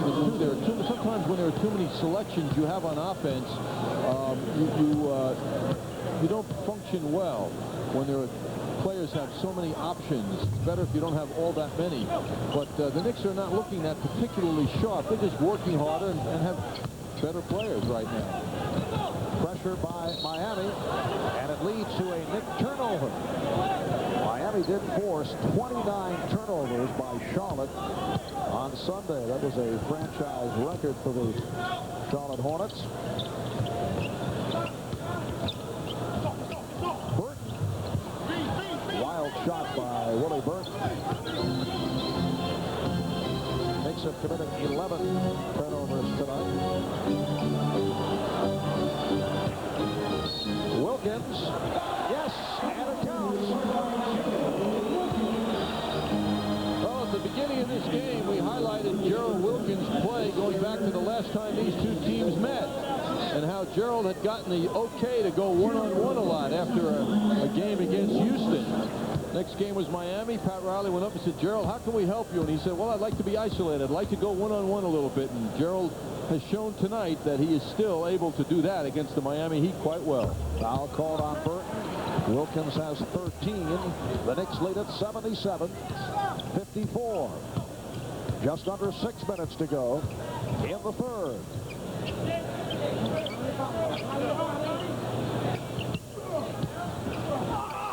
And Cycling fouled.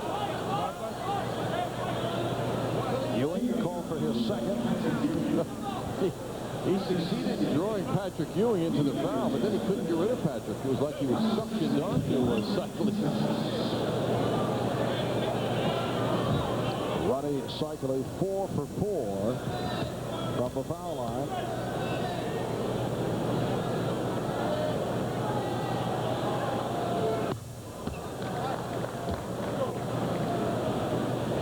Well, Cycling playing with 4. I don't think Kevin Lockery has a choice in that case. Jackson, McDaniel, Oakley all sitting down, so much time being provided by bench members. Mason is in there right now with Starks and Anthony. Here's Wilkins. This time he's rejected. However, it will be Nick Ball. Rice out of bounds as he tried to save it. Gerald Wilkins has had a terrific third quarter. He's at 3 of 4 from the field, 4 of 5 from the line for 11 of his 13 points. Starks. Yes, wide open jumper to John Starks. He has 10, and the Knicks now lead 79-55. Rice does it off the dribble. Glenn Rice with 21. The Knicks lead by 22 points. Marv Albert with John Andres, Bruce Beck, and Walt Clyde Frazier from the Garden. Starks for 3. Rebounded by Anthony. And the Knicks get the new 24. For the Knicks, this is game 2 of a 3-game homestand. Anthony and Cycling on the rebound. Knicks back here Thursday to go up against the Houston Rockets. Coles is stopped by Ewing, and a foul is called. Well, Anthony had to take that last jump shot because Coles is inviting him to do it. He's laying way off him. Bimbo Coles has been a nice fill-in for Steve Smith, who has missed several games. Coles has had several very big games, and he has pushed himself into a situation that the Miami Heat is very rich in, and that is guards. This team with Steve Smith and Coles and Kevin Edwards and now Brian Shaw and also John Morton and John Sundvold, who's out with on the injured list, but they are rich in guards, and when Steve Smith comes back, they're going to have a meeting, as Kevin Lockery told me before the game, to discuss the situation. Kevin feels that Steve Smith needs 35 minutes a game. And when you start with that, it doesn't leave much time for 5 other guards. John Morton out of Seton Hall, not getting any time at all, has not played the last 5 games. I must say, Mark, Kevin raved about his play. He likes his adaptability to the 1 or 2 guard position. Oh, nice move by Anthony. Off the steal, the Knicks 81, the Heat 59. Spoke very highly about John Morton. John Morton, one-time Cleveland Cavalier, was signed by Miami, replacing John Sundvold when he suffered the injury, undergoing neck surgery. Cycling, and Wilkins out of the crowd. Anthony finding Mason, fouled by Rice. Such a lovely pass by Greg Anthony. He's having a very fine game. free throw line with 4:03 remaining in the third quarter. Rice picking up the foul. You see on that pass, Anthony was able to deliver that ball with one hand. He never had his right hand enter into the delivery of that ball. He was dribbling, and saw Mason get open for that split second, and with one hand, the one he was handling the ball with, he got it to him perfectly. Mason on the line for the first time. Anthony Mason in the midst of an excellent run that began on the road trip, in particular the 3 games in the West. The Knicks sweeping through the West following the loss to the Philadelphia 76ers. Burton stopped by Ewing. And that is his 5th block, leading to Knicks. Miami will talk it over. 3:42 remaining in the third. The Knicks lead 84-59. No, they had 20 at the half alone. That's a very big total. Burton going in for what he thought was a power move, but Patrick Ewing sent that one away, and it ignited a break. And John Starks found Anthony Mason next to him, running the court well. So the Knicks lead at 84-59 with 3.5 to go in the third quarter. Rice for 3. Cycling.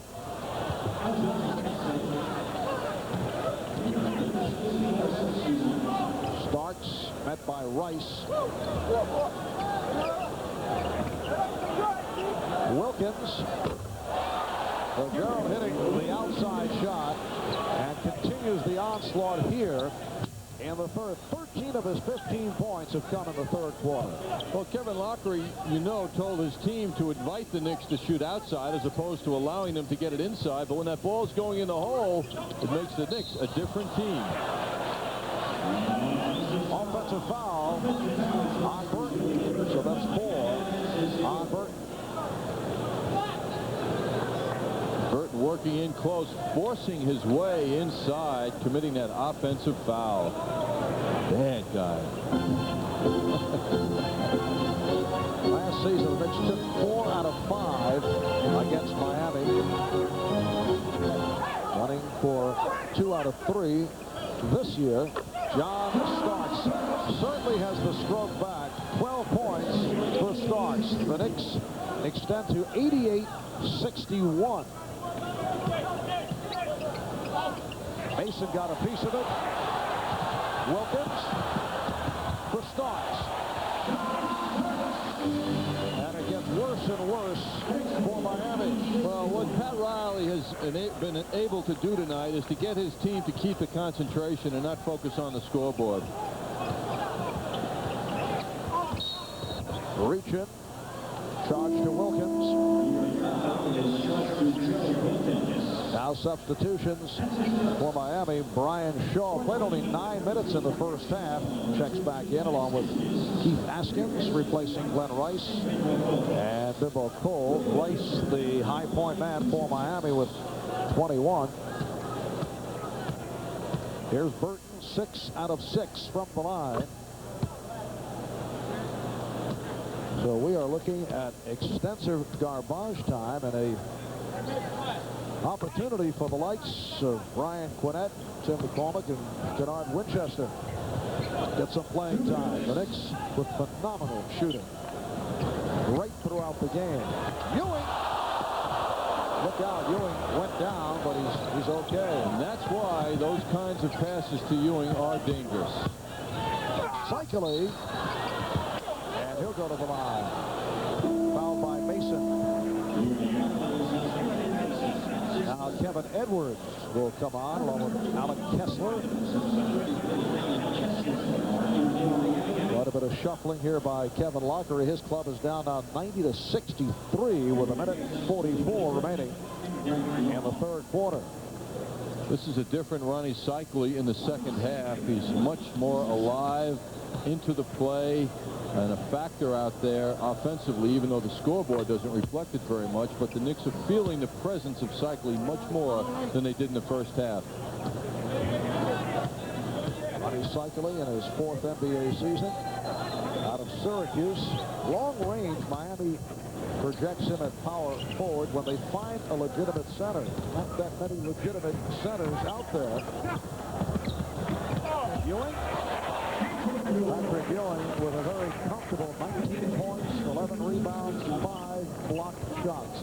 We saw on that play as well where Cycli just doesn't have the physical presence to move Ewing from close to the basket. Kessler being guarded by Mason.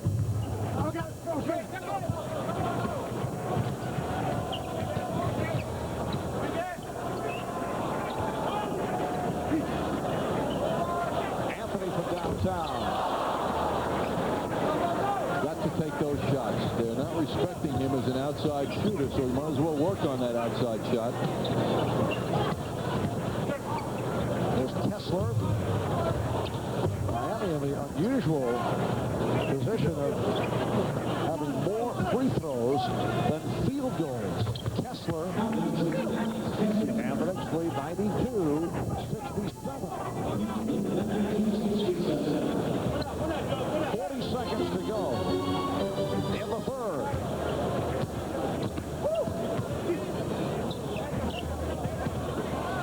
Mason played by Shaw. It counts, and the foul.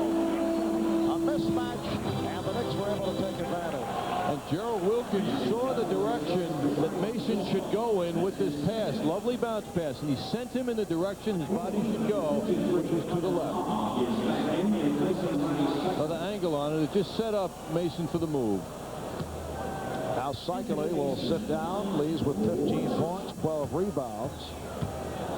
And as you mentioned, much of his good work coming here in the third quarter. Very quiet first half for Ronnie Cycli. Alan Ogg replacing Cycli. 25 seconds to go in the third. Anthony with the steal. I mean, that's amazing. Oh, what a pass to Starks. He did that off a man 6'11". Anthony 6'2". The Knicks lead 96-67. Shaw did not have the shot. There's Kessler.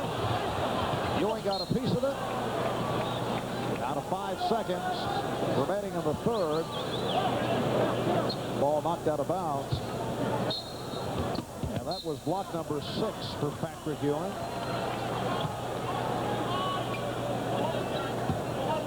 Haskins will inbound. Ogg, rather methodical. Here's Edwards shooting. It counts. After 3, it's the Knicks 96, Miami 69.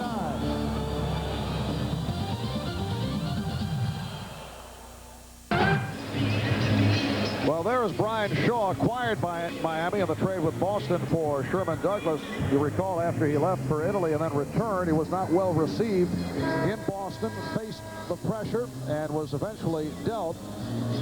Earlier, John talked about his departure from the Celtics. I think when it gets to the point that it had gotten to, it was no other alternative but for me to go somewhere else, because it seemed like it's tough to play somewhere where they don't really want you to play for them, and I don't direct that at the management or anything like that. The media and the fans were really tough and never really accepted me back after I came back from Italy. So, you know, I think that it was time for me to move on. And Brian Shaw has really not done much to this point for the Miami Heat. Fourth quarter is underway. Shaw did come on strong during the regular season last year for the Celtics, but had a poor playoff. And that certainly led to his departure. Lockery said to me before the game that his confidence is gone. It's dead. And he's going to need a couple of weeks, 2 more weeks, he said. He thinks he'll be okay. Well, Alan Ogg with the block at the other end and then tried to bank it home, but could not hit. Here's Vandeweghe for 3. It's the Knicks 96 and Miami 69. A minute gone by in the fourth quarter.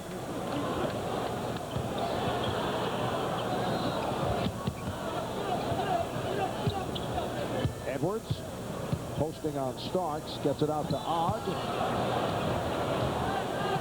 Shot clock at 2. Kessler stripped by Mason. Beautiful delivery from Anthony Starks. Lost the handle. But Mason right there. That's what happens when you're leading by 30. You get the good breaks.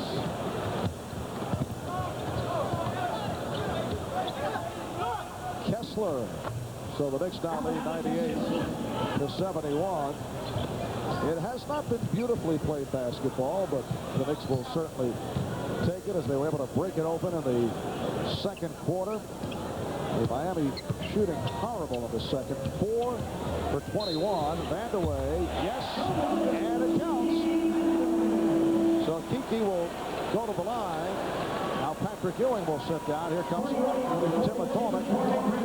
Kiki with a power move, semi-power move, actually, initially anyway. You don't see many of those. Patrick Ewing sitting down, 19 points on 9 out of 14 from the field, 13 rebounds, 6 blocked shots. What is it with Kiki's foul line? Well, I can't believe he didn't follow through. He did what so many poor foul shooters do. He fell away as soon as the ball left his hand. He has falling into it. Has not been shooting badly. He's 16 of 18 from the line prior to that shot, but time to time we are seeing a different stroke at the line by Vandeweghe. Quite a contrast. From the field, Miami is awful, and from the foul line, they're excellent. And they've hit more free throws than field goals. Well, John Morton has entered the contest. Basket counts. Haskins with the bucket. He'll go to the line. John Morton making his first appearance of the game. Morton, the one-time Cavalier out of Seton Hall, who was signed by Miami earlier in the season after he was waived by Cleveland. 3-point play for Askins. The Knicks 100 and the Heat 74 with 2 minutes 20 seconds gone by in the fourth quarter. Mason gets it back for Starks. Starks and Anthony now at the guards. Vandeweghe, Mason, McCormick up front. Kiki Vandeweghe. Very active. He now has 8 points. Well, you have Og out there, and he's out there to block shots, and he didn't get into that at all as Vandeweghe had a layup. 102-74. The Knicks on top. Here's Brian Shaw.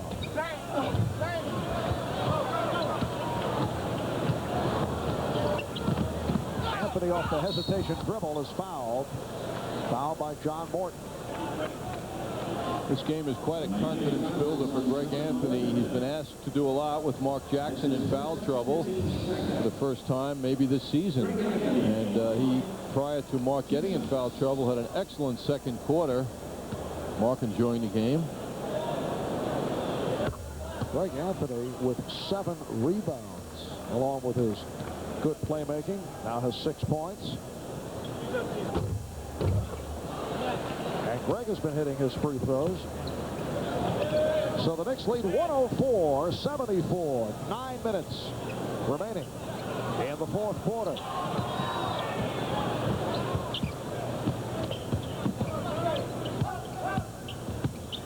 Shaw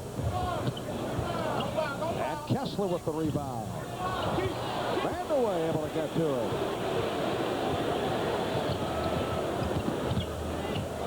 Whenever something unusual happens, it's always interesting to hear the fan reaction. And the fans reacted to Vandeweghe's strong in-traffic rebound.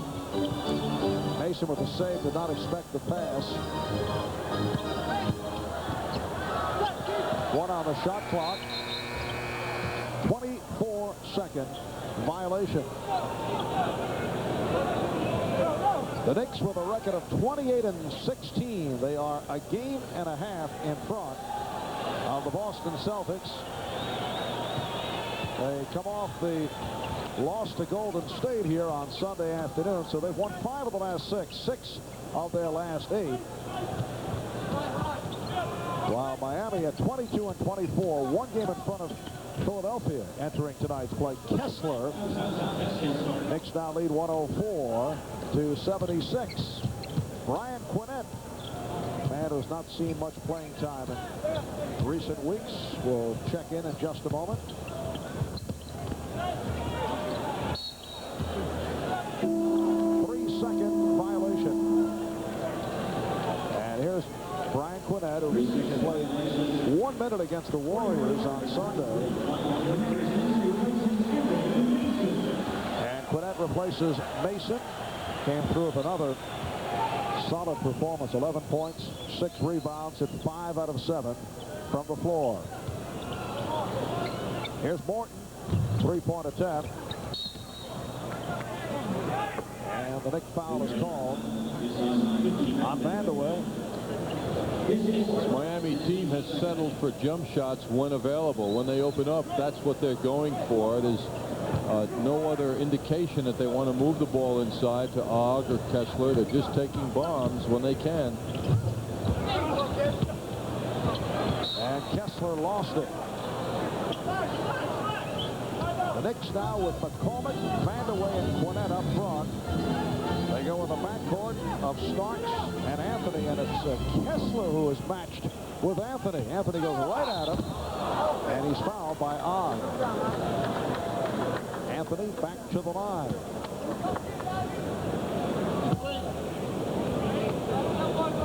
Anthony is 3 out of 4 from the line. 71% free throw shooter.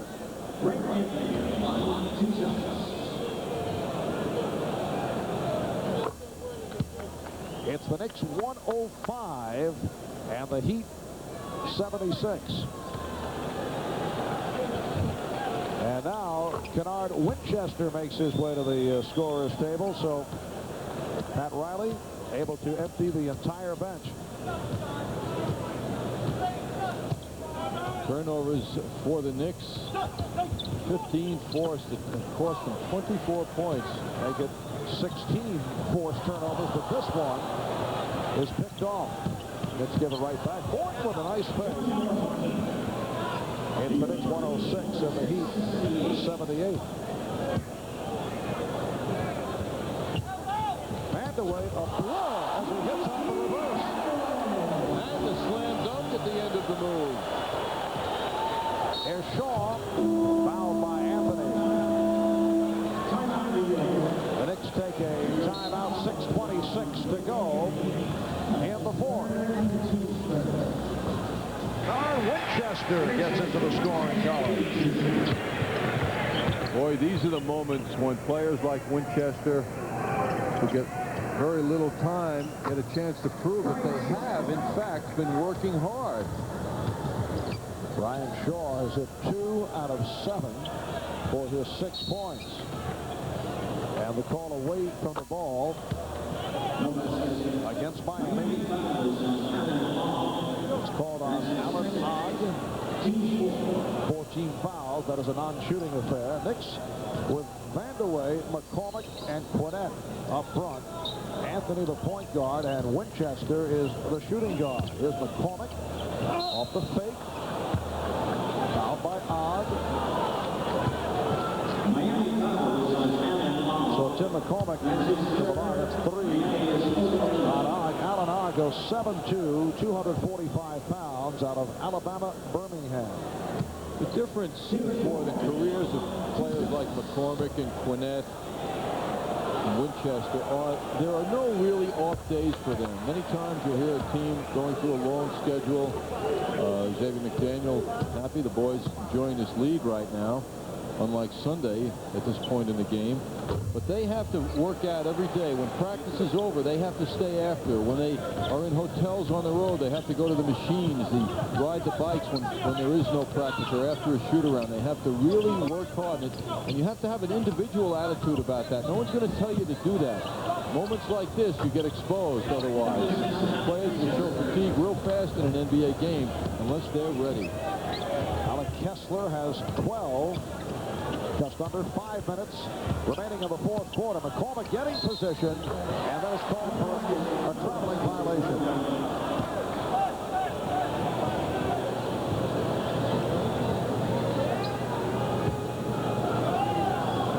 Brian Shaw moves down against Greg Anthony. The Knicks with 7 players in double figures. The high man Patrick Ewing with 19.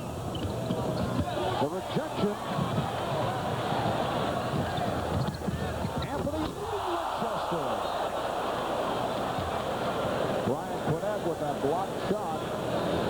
Winchester holding his elbow, and I'm off. Does that mean he banged it on the rim?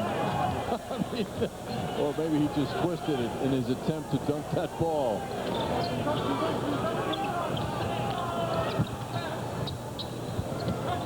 Pat Riley felt after Sunday's game that the Knicks had given their worst defensive effort of the year in transition. Oh, what a lovely pass from Morton. And he said he thinks they corrected it yesterday in practice. Well, I think that they did, because the Knicks have not been beating up the floor tonight anywhere near similar to what happened against Golden State. There's Vandeweghe fouled, hit by Askins. We'll take a look at Winchester getting that nice lead pass from Greg Anthony way up near the rim. No, the elbow is not up there, but he was up high enough to dunk the ball, certainly, but I don't think he was sure of his position. I would say the competition for best leaper on the squad. Meanwhile, Kiki Vandeweghe once again misses from the line. The competition is between Kennard Winchester and John Starks. Watch Marv. Kiki will follow through on this one and make it. What an amazing prediction that was. Oh, that's the prior one. He ended up top of the circle after the shot. The Knicks lead 113-86. Down to 3:40 remaining in what has been a very long game, in particular for the Miami Heat. The Knicks blew this one out in the second quarter. They were able to bust it open. Miami only 4 for 21 from the field. That's a 24-second. No, it's a steal. They do not get the call on the violation, and Vandeweghe is fouled. Knicks outscored Miami in the second quarter 32-14, and they led at halftime by 19 points. Askins called for the foul, and Vandeweghe to the line. A crowd of 15,005 here at Madison Square Garden. Well, tonight and every night at 11, catch the MSG Sports Desk's 15-minute edition. Tonight hosted by Bob Page. A look at all the local and national sports news and highlights here on the MSG Network. 3:10 remaining in the fourth quarter. That's a three-point attempt by Morton. Well, I would say that this game, Mark, from Miami's viewpoint, certainly can be considered a Jekyll and Hyde performance. I don't know which is which, but this does not really tell the story of this team this year. In fact, compared to the other expansion teams, there is no comparison, as Miami is way out in front. Coming in tonight with 22 wins. Charlotte today, 12 wins. Orlando, 11. Minnesota, 7. I mean, this is not the Miami Heat of this season. But the road certainly has been their problem, unlike their great success at home. Yes, Miami significantly ahead of the three other expansion ball clubs. They will go 3 under 500 following tonight. But they have come a long way. Last season, they were 24-58, last in the Atlantic Division.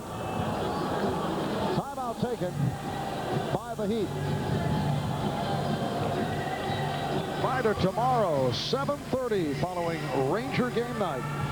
Catch the Rangers at the Garden as they go up against the Pittsburgh Penguins. Rangers back from the terrific road trip, able to garner 9 out of a possible 10 points. Back home on top in the Patrick, best record in the NHL, and they are back at the Garden tomorrow night facing the Pittsburgh Penguins, and it all starts with Rangers game night at 7. Marv, I have a feeling that the man in the middle a second ago, Pat Riley, is going to sizzle in this press conference tonight. What do you think? I think the reporters are preparing their questions now for this game and what Pat thought about it and what he was disappointed in. And, toughest part of the evening for Pat Riley is going to be answering questions, I think. I know you'll come up with several penetrating queries for Pat. His Knicks up 115-88 as we come up on 2 minutes remaining in the fourth quarter. Well, of course, for the Knicks. We call the call of a foul. It has been a delightful, easy victory over the Miami Heat, taking care of matters in the second quarter and just adding to it in the third and the fourth. But here's Odd, and he is pushed. But for sheer entertainment value, this was not one of the better games we've seen this season. However, there are games like this that a team like the Knicks can win just on Ewing's superiority, let's say. But I must say that the Knicks concentrated throughout. They did not have spells of ugliness that one can have in a game like this. As a matter of fact, I remember a year or so ago, Ronnie Cycli, after a game here at the Garden, describing the game as one of the ugliest or the ugliest game he had ever participated in. From the Miami standpoint, that may be the case. But the Knicks have worked hard throughout. Alan Ogg receiving the treatment from the crowd at the free throw line. A minute 40 remaining in the game. Winchester. Rebounded by Askins. Broken up by Quinnett. Anthony fires down on McCormick. The Knicks 117 and Miami 88. And we approach 1 minute remaining in the game. Brian Shaw firing from all angles. Here's Askins from downtown with another air ball. Certainly looks comfortable though when he fires those air balls.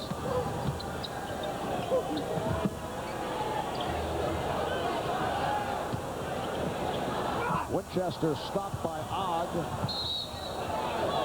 And Miami will take over. Now this is at the point of the game, Marv, where you don't want to get hurt. Incidentally, I don't want to confuse you with a fact here, John, but Greg Anthony now has 10 rebounds. NBA career high coming in tonight was 3. Offensive foul on John Morton. So the Knicks with 7 players in double figures, led by Ewing with 17, Wilkins 15, Starks at 16, McDaniel with 14 points, Jackson, who was in foul trouble, at 12, 11 for Mason, and Quinnett is blocked by Morton. High man for Miami, Rice with 21. Cycli had 15. Brian Quinnett looking for his first points of the evening.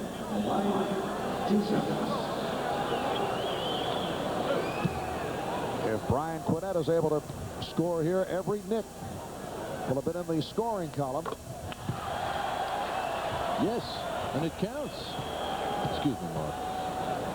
Very well delivered, though. That was too low key. Half minute remaining. As the Knicks lead 119-88. Here's Shaw. Kessler. Basket counts and a foul. You hear the reaction in the background. The crowd enjoying chanting the name Ogg. Alan Ogg has become the crowd favorite here tonight. He has been the only stimulation in this fourth quarter.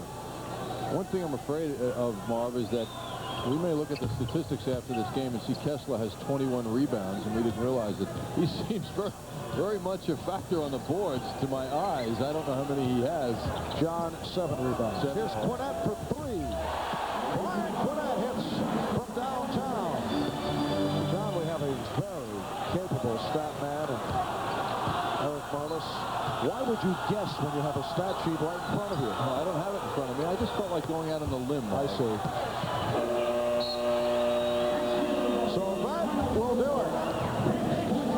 That hit the front rim. The Knicks defeat Miami 122-91, and it was much worse than that. The Evian Natural Spring Water Player of the game, Patrick Ewing, who had 19 points, 13 rebounds, and 6 blocked shots. Patrick 9 for 14 from the field. So the Knicks go to 29-16. They are now 2 full games in front of the Boston Boston Celtics. We'll be back with our postgame in a moment. Garden as the New York Knicks bomb the Miami Heat by a final score of 122-91. This was the widest margin of victory this year for the Knicks. Their previous high was 28, and down the stretch, the players were able to enjoy this one from the bench. As you see, the New York Knicks were smiling a lot this evening. The leading scorer summary is brought to you by your Tri-State Jeep and Eagle dealers, Advantage Jeep and Eagle. Look at the balance for the New York Knicks tonight. 7 players in double figures, with Patrick Ewing topping the way with 19 points, 13 rebounds, and 6 block shots. John Stark, 16. Gerald Wilkins with 15. And the X-Man, who got all 14 of his points in the first half of play. And as you see, it continues throughout. For the Miami Heat this evening, Glenn Rice led the way with 21, but he did not shoot it well. Just 8 for 20 from the field. Ronnie Cycli had 15 points and 12 boards, and Alec Kessler had 15 points and 6 rebounds. Knicks showed a lot of teamwork in this ball game, especially defensively. Here's Anthony knocking the ball away. John Starks coming up with it. Back to Anthony, and look at Anthony go right to the glass, put it up for 2 points. Indicative of the unselfish play tonight for the New York Knicks. We'll take a short break. Final score once again, 122-91 New York. Back with more of our post game in just a moment. They say it's like a cash register. You get punched and you can take so many of those punches, and throughout this fight he has taken big shots. Then finally the connecting right hook is the one. You can see it in the eyes. Tillman is out. And you see a member of the commission behind, and very wisely at that point had his hand. Watch this. Watch the commissioner from behind quickly get up. It was Larry Hazard, the commissioner. That's enough. That's all. That's enough. This fight's over. Good call by Larry Hazard, perhaps one of the best referees ever in boxing. And now he is the commissioner in charge of the State Athletic Commission here. And he helped prevent the head of Kevin Tillman snapping back, but Tillman is still on the canvas being attended to by the doctors. There is the winner, Greg Thomas, 2:08 of the 10th round. As Tillman is being helped now to his feet. He hears it from the crowd. Dr. Frank Goggett consulting with the victim of this 10th round knockout. We'll be back. Larry Holmes and Ray Mercer will join us next on Tuesday Night Fights. 15-minute edition. We'll talk to the inductees as they reminisce about their NBA and collegiate careers, Big East battles, and the NBA and NHL scoreboard coming up on MSG Sports Desk.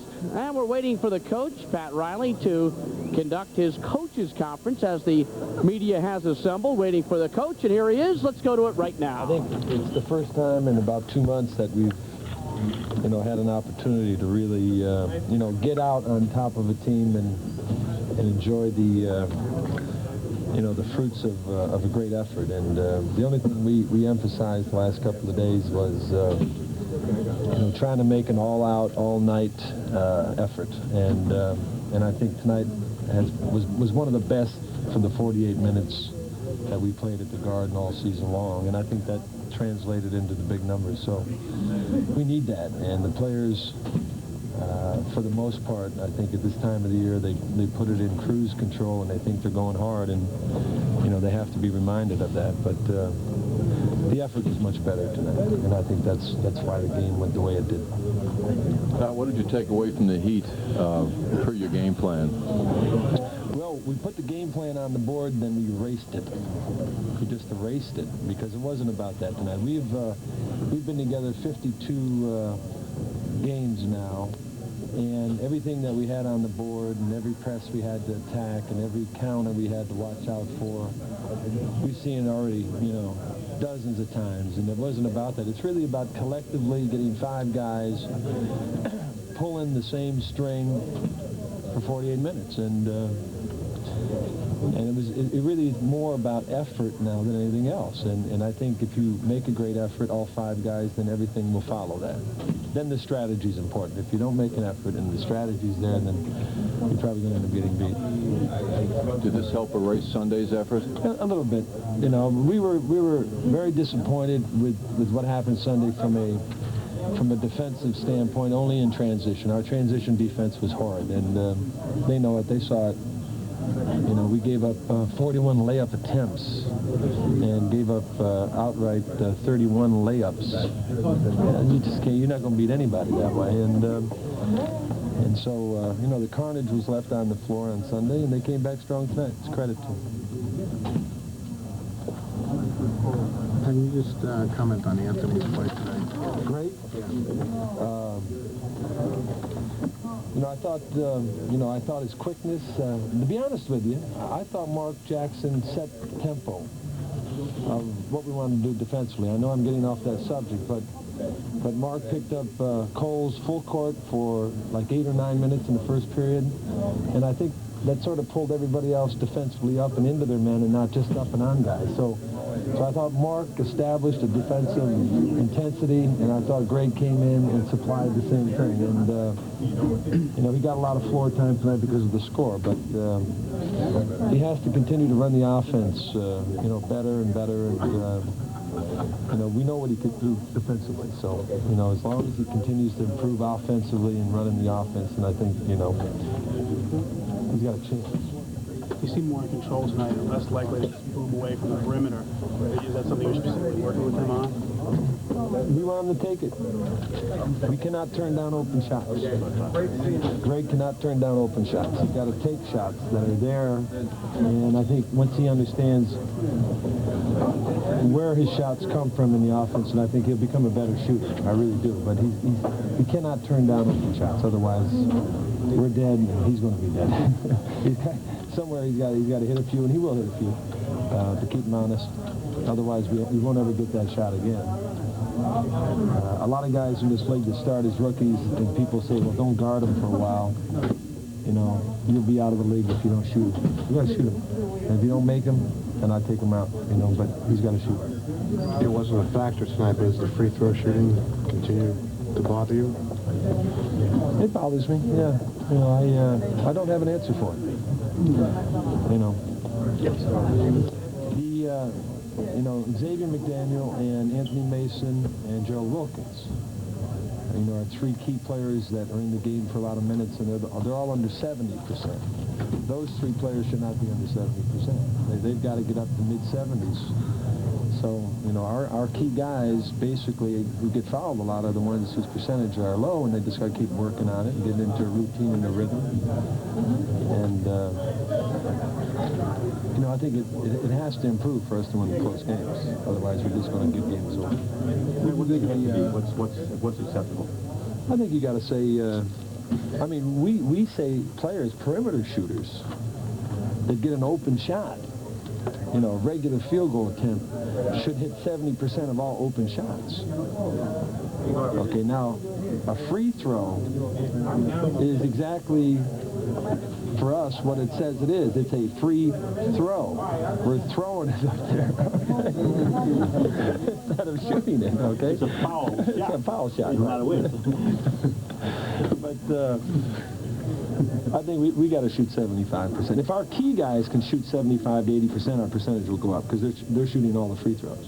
Anthony gets fouled a lot because he gets second shots, and you know, Gerald gets fouled because he goes to the basket. But you know, Patrick's at 75. John Stark should be over 80. Kiki will be over 80. Mark has come up from 61 to 75. He's been shooting over 80% the last month. So now if we can get the other 3, you know, holdouts, you know, then I think our percentage in the second half of the season can make a difference for us. What did you think of the outside shooting? Again, impacting on Patrick, but it seemed like they may have... Well, our defense, we hit some shots, and we hit some outside shots the other night, too. We were actually, I think, you know, 16 for 30 or something from Golden State. So the perimeter shooting has been good, but our defense got us a lot of layups tonight. You know, it was just a good, solid effort. We did a good job. Miami shot a season low for an opponent of the Knicks, 33%. Is that a reflection, do you feel, of the effort the team put forth, or Miami's inefficiency? You know, I think they missed some open shots, but I think also they were forced. You know, we pushed on the shooters a little more, and I think Mark getting up on the point guard and, you know, and sort of denying and making sure Glenn Rice wasn't going to get into a real rhythm, that we contested better tonight than we had. You know, we keep a stat on how we contest, and It's anywhere between 35 and 51%, believe it or not, in the league. So I would probably venture to say that we contested probably close to 50% of all their shots tonight. There are always open shots. You know, there's just shots you're going to get that are open, but I think contesting shots and getting up on shooters, especially inside, I thought first tonight was much better. Pat, did you sense that all you needed was one burst, that might be enough? No. I don't ever have that feeling here. One burst is going to do it for us, either way. Well, that's what happened. I mean, did you sense that maybe? No. I didn't have that feeling going into the game, but, you know, once we got 11, 17, 18, we've been ahead too many times, you know, and but they did sustain it. They sustained the effort, you know, which I think in the past we played the score. And when you play the score, it goes from 20 to 16, and then 16 to 12, and then back to 15, and then to 11, and then to 9, and then the eyes get real big, you know. And then the garden becomes very impatient, and then the writers say, "I told you so." You know, here they come. Do you call in any of your timeouts like anticipating the lull? Do you do that sometimes? Call a timeout to say, "Okay, we're rolling now. Let's not go backwards. Yeah, we have to emphasize that. Did you do that tonight? I just wrote down on the board that I don't want to have to take the first 20-second timeout. So I've taken the last 6 consecutive 20-second timeouts in the first 3 minutes of the third period. It's my goal tonight not to have to take a 20. I think they responded. Yeah. So I said that. Thank you, everybody. Good. The Coaches Conference brought to you by the New York Times. So Pat Riley saying that the effort was better tonight, one of the best 48-minute performances of the season. The Knicks erased the scouting report on the Heat and worked collectively on, as a unit, playing together. He was disappointed with the defensive transition on Sunday, but he felt the club came back tonight. Greg Anthony next on our post-game report. Spirit to his 122 to 91. It was a team effort this evening defensively. The Knicks really picked it up, and here's Greg Anthony coming up with a steal, igniting the fast break. There's the clever bounce pass, and John Starks goes in for 2 points as the Knicks roll over the Miami Heat. It was a big ball game for Greg Anthony. 9 points, 10 boards, and 7 assists, and Greg joins us on the post-game show. Greg, in the second quarter, when you went on that 23-6 run, it was mostly the guys coming off the bench that ignited it. Tell us about it. Well, we try to take advantage. We were matched up our bench against theirs in the second quarter, and you know, our strength is our defense, and we were able to go out and up the tempo a little bit and get out on the fast break and get some easy baskets, which is a real key for us. Now, the most difficult area for you to get double figures is in the rebound department. Tonight you came up with 10. Yeah, that was kind of surprising. I didn't even know I had that many. I thought I had 4 or 5, but you know, it's important. A team like that, it's a perimeter team, shoots a lot of long jumpers. There are going to be a lot of long rebounds, and it's just a matter of just trying to get to the right spot. Club's defensive intensity, especially in transition, was poor against Golden State on Sunday. What did the club do differently tonight? Well, we just stress defense. I mean, that's been our personality throughout the entire season, and I think we got a little bit away from that in the Golden State game. And tonight we got back to the basics and doing what we do best, which is play defense. And I think that's the reason the outcome was as it was. Coach Pat Riley said in the post-game press conference that if you have your shot, you've got to take it. Do you agree? Oh, definitely. You know, my shot is improved a lot. You know, the couple of jump shots I missed tonight were in and out. So, you know, I'm not as concerned. I think there's still so many other facets of the game that you can contribute on. And, you know, eventually the shooting will come for me. But as long as we're winning and doing the things we're doing right now, you know, I'm not going to be disappointed. In the free throw shooting department, you've made 21 of your last 25. You've shown some improvement there. Is it concentration? Definitely. That's all it is. Shooting is all mental. And you just have to take the same type of approach that I'm taking on the free throw line to my jump shot. And, you know, the tough thing is they make you shoot it. You know, it's the one thing when you're shooting in rhythm, when you know you're going to shoot. But when you come down and they force you to shoot by dropping off 8 feet, that's a tough shot, especially when you haven't had the confidence all year as I have not. So it's a tough shot for me, but I'm getting better, and the team's improving. Was the defensive intensity that Mark Jackson showed early contagious? Oh, definitely. I think it has to start out front. And, you know, Mark being the leader of the team, it's imperative that he go out and apply that type of pressure, because then it forces everyone else to ante up on defense. And when you have that happen, this is the end result. The new rebound maven, Greg Anthony, finishes the night with 10 boards to go with 9 points and 7 assists. Solid game, Greg. Congratulations. Thank you. I appreciate it. So the New York Knicks rout tonight. A big win over the Miami Heat. Greg Anthony, a big reason why. Guests will receive a Be My Guest restaurant certificate from American Express. Be My Guest restaurant certificates are a tasteful gift for any occasion. Give your friends and family a unique dining experience at any restaurant they choose in the U.S. and Canada that welcomes the American Express card. When we come back, we'll check in with the Bullet Bob Page at the MSG Sports Desk.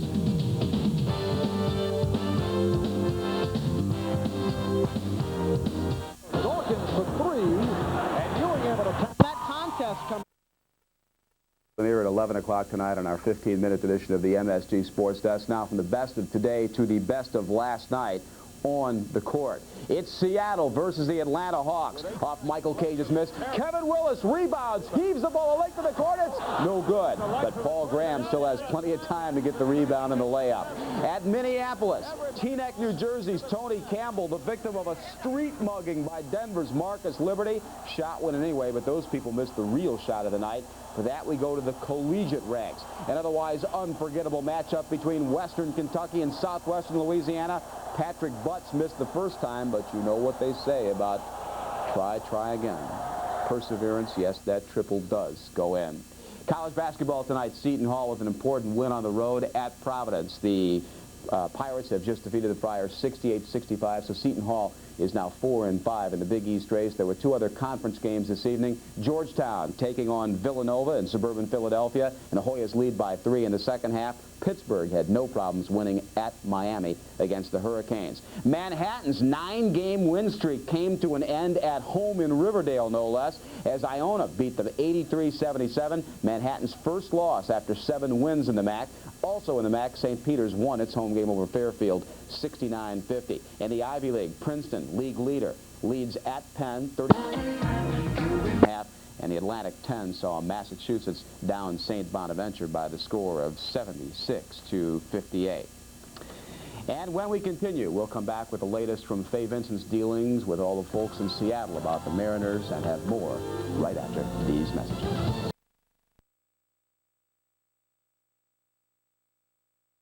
Heat made more free throws than field goals in almost every quarter.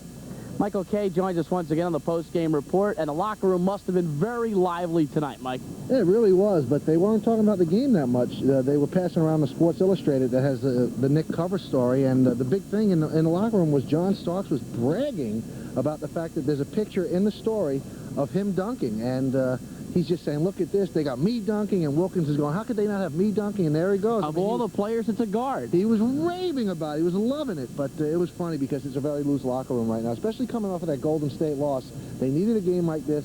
They needed to rest their big men, which they did for the last 8 minutes of the game, and now they have a tough game on Thursday. Did they pinpoint one player who might have set the tone?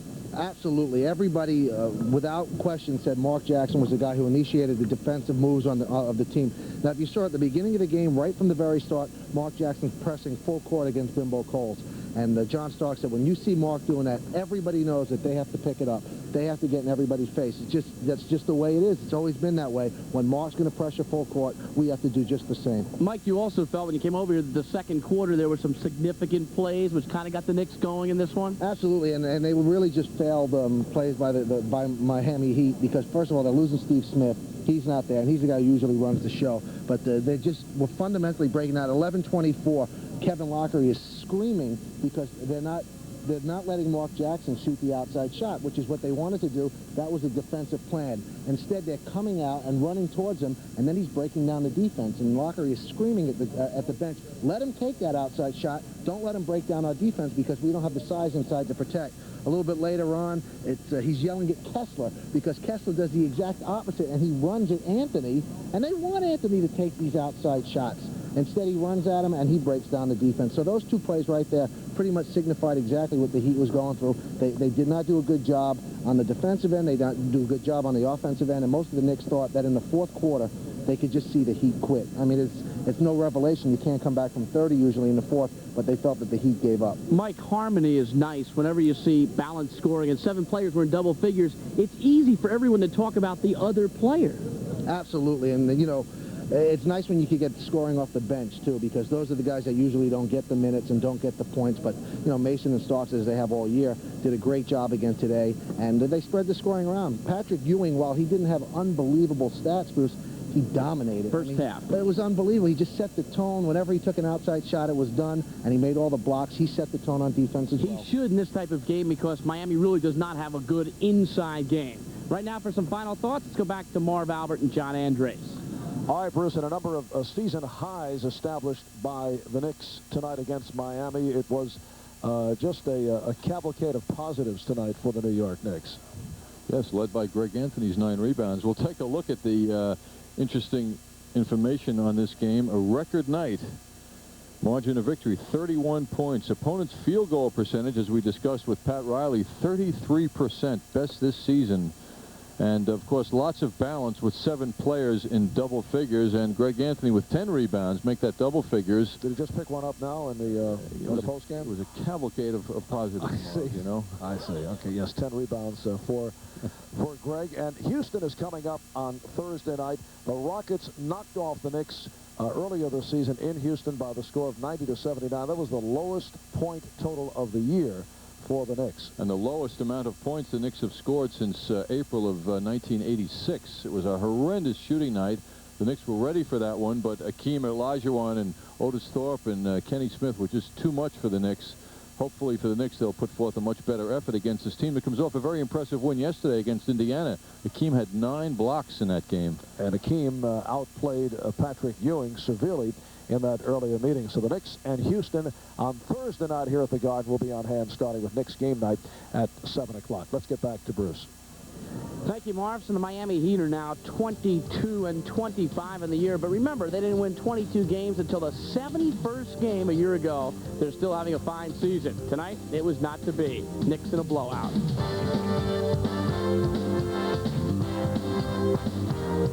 Kenny Walker court is now about my size, about 4 inches shorter than usual. Kenny, what's the status of your basketball career right now? Well, I'm pretty optimistic about it. I think that everything will go really well.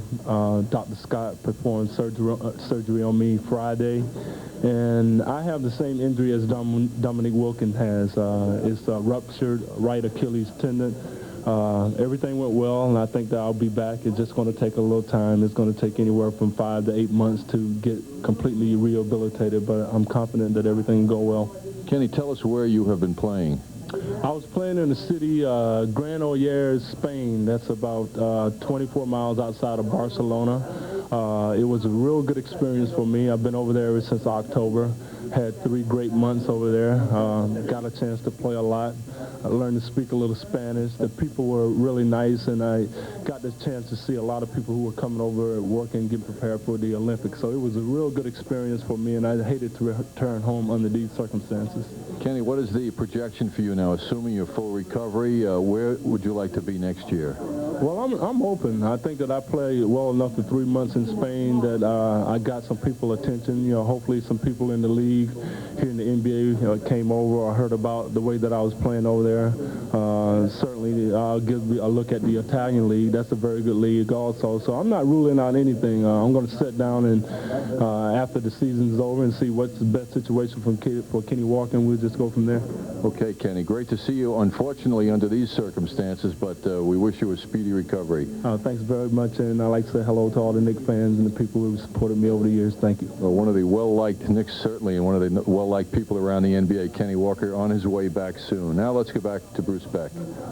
Thank you very much, John Andres. So the New York Knicks defeat the Miami Heat tonight. They are 8-0 against the Heat at Madison Square Garden over the years, 12-4 all-time against the Heat, and they lead the season series now 2-1 with 1 game still to be played between these 2 ball clubs, February 17th at Miami. And in case you tune in a little bit late, 7 players in double figures tonight for the Knicks, 19 for Ewing, 16 for Starks, and 15 for Gerald Wilkins.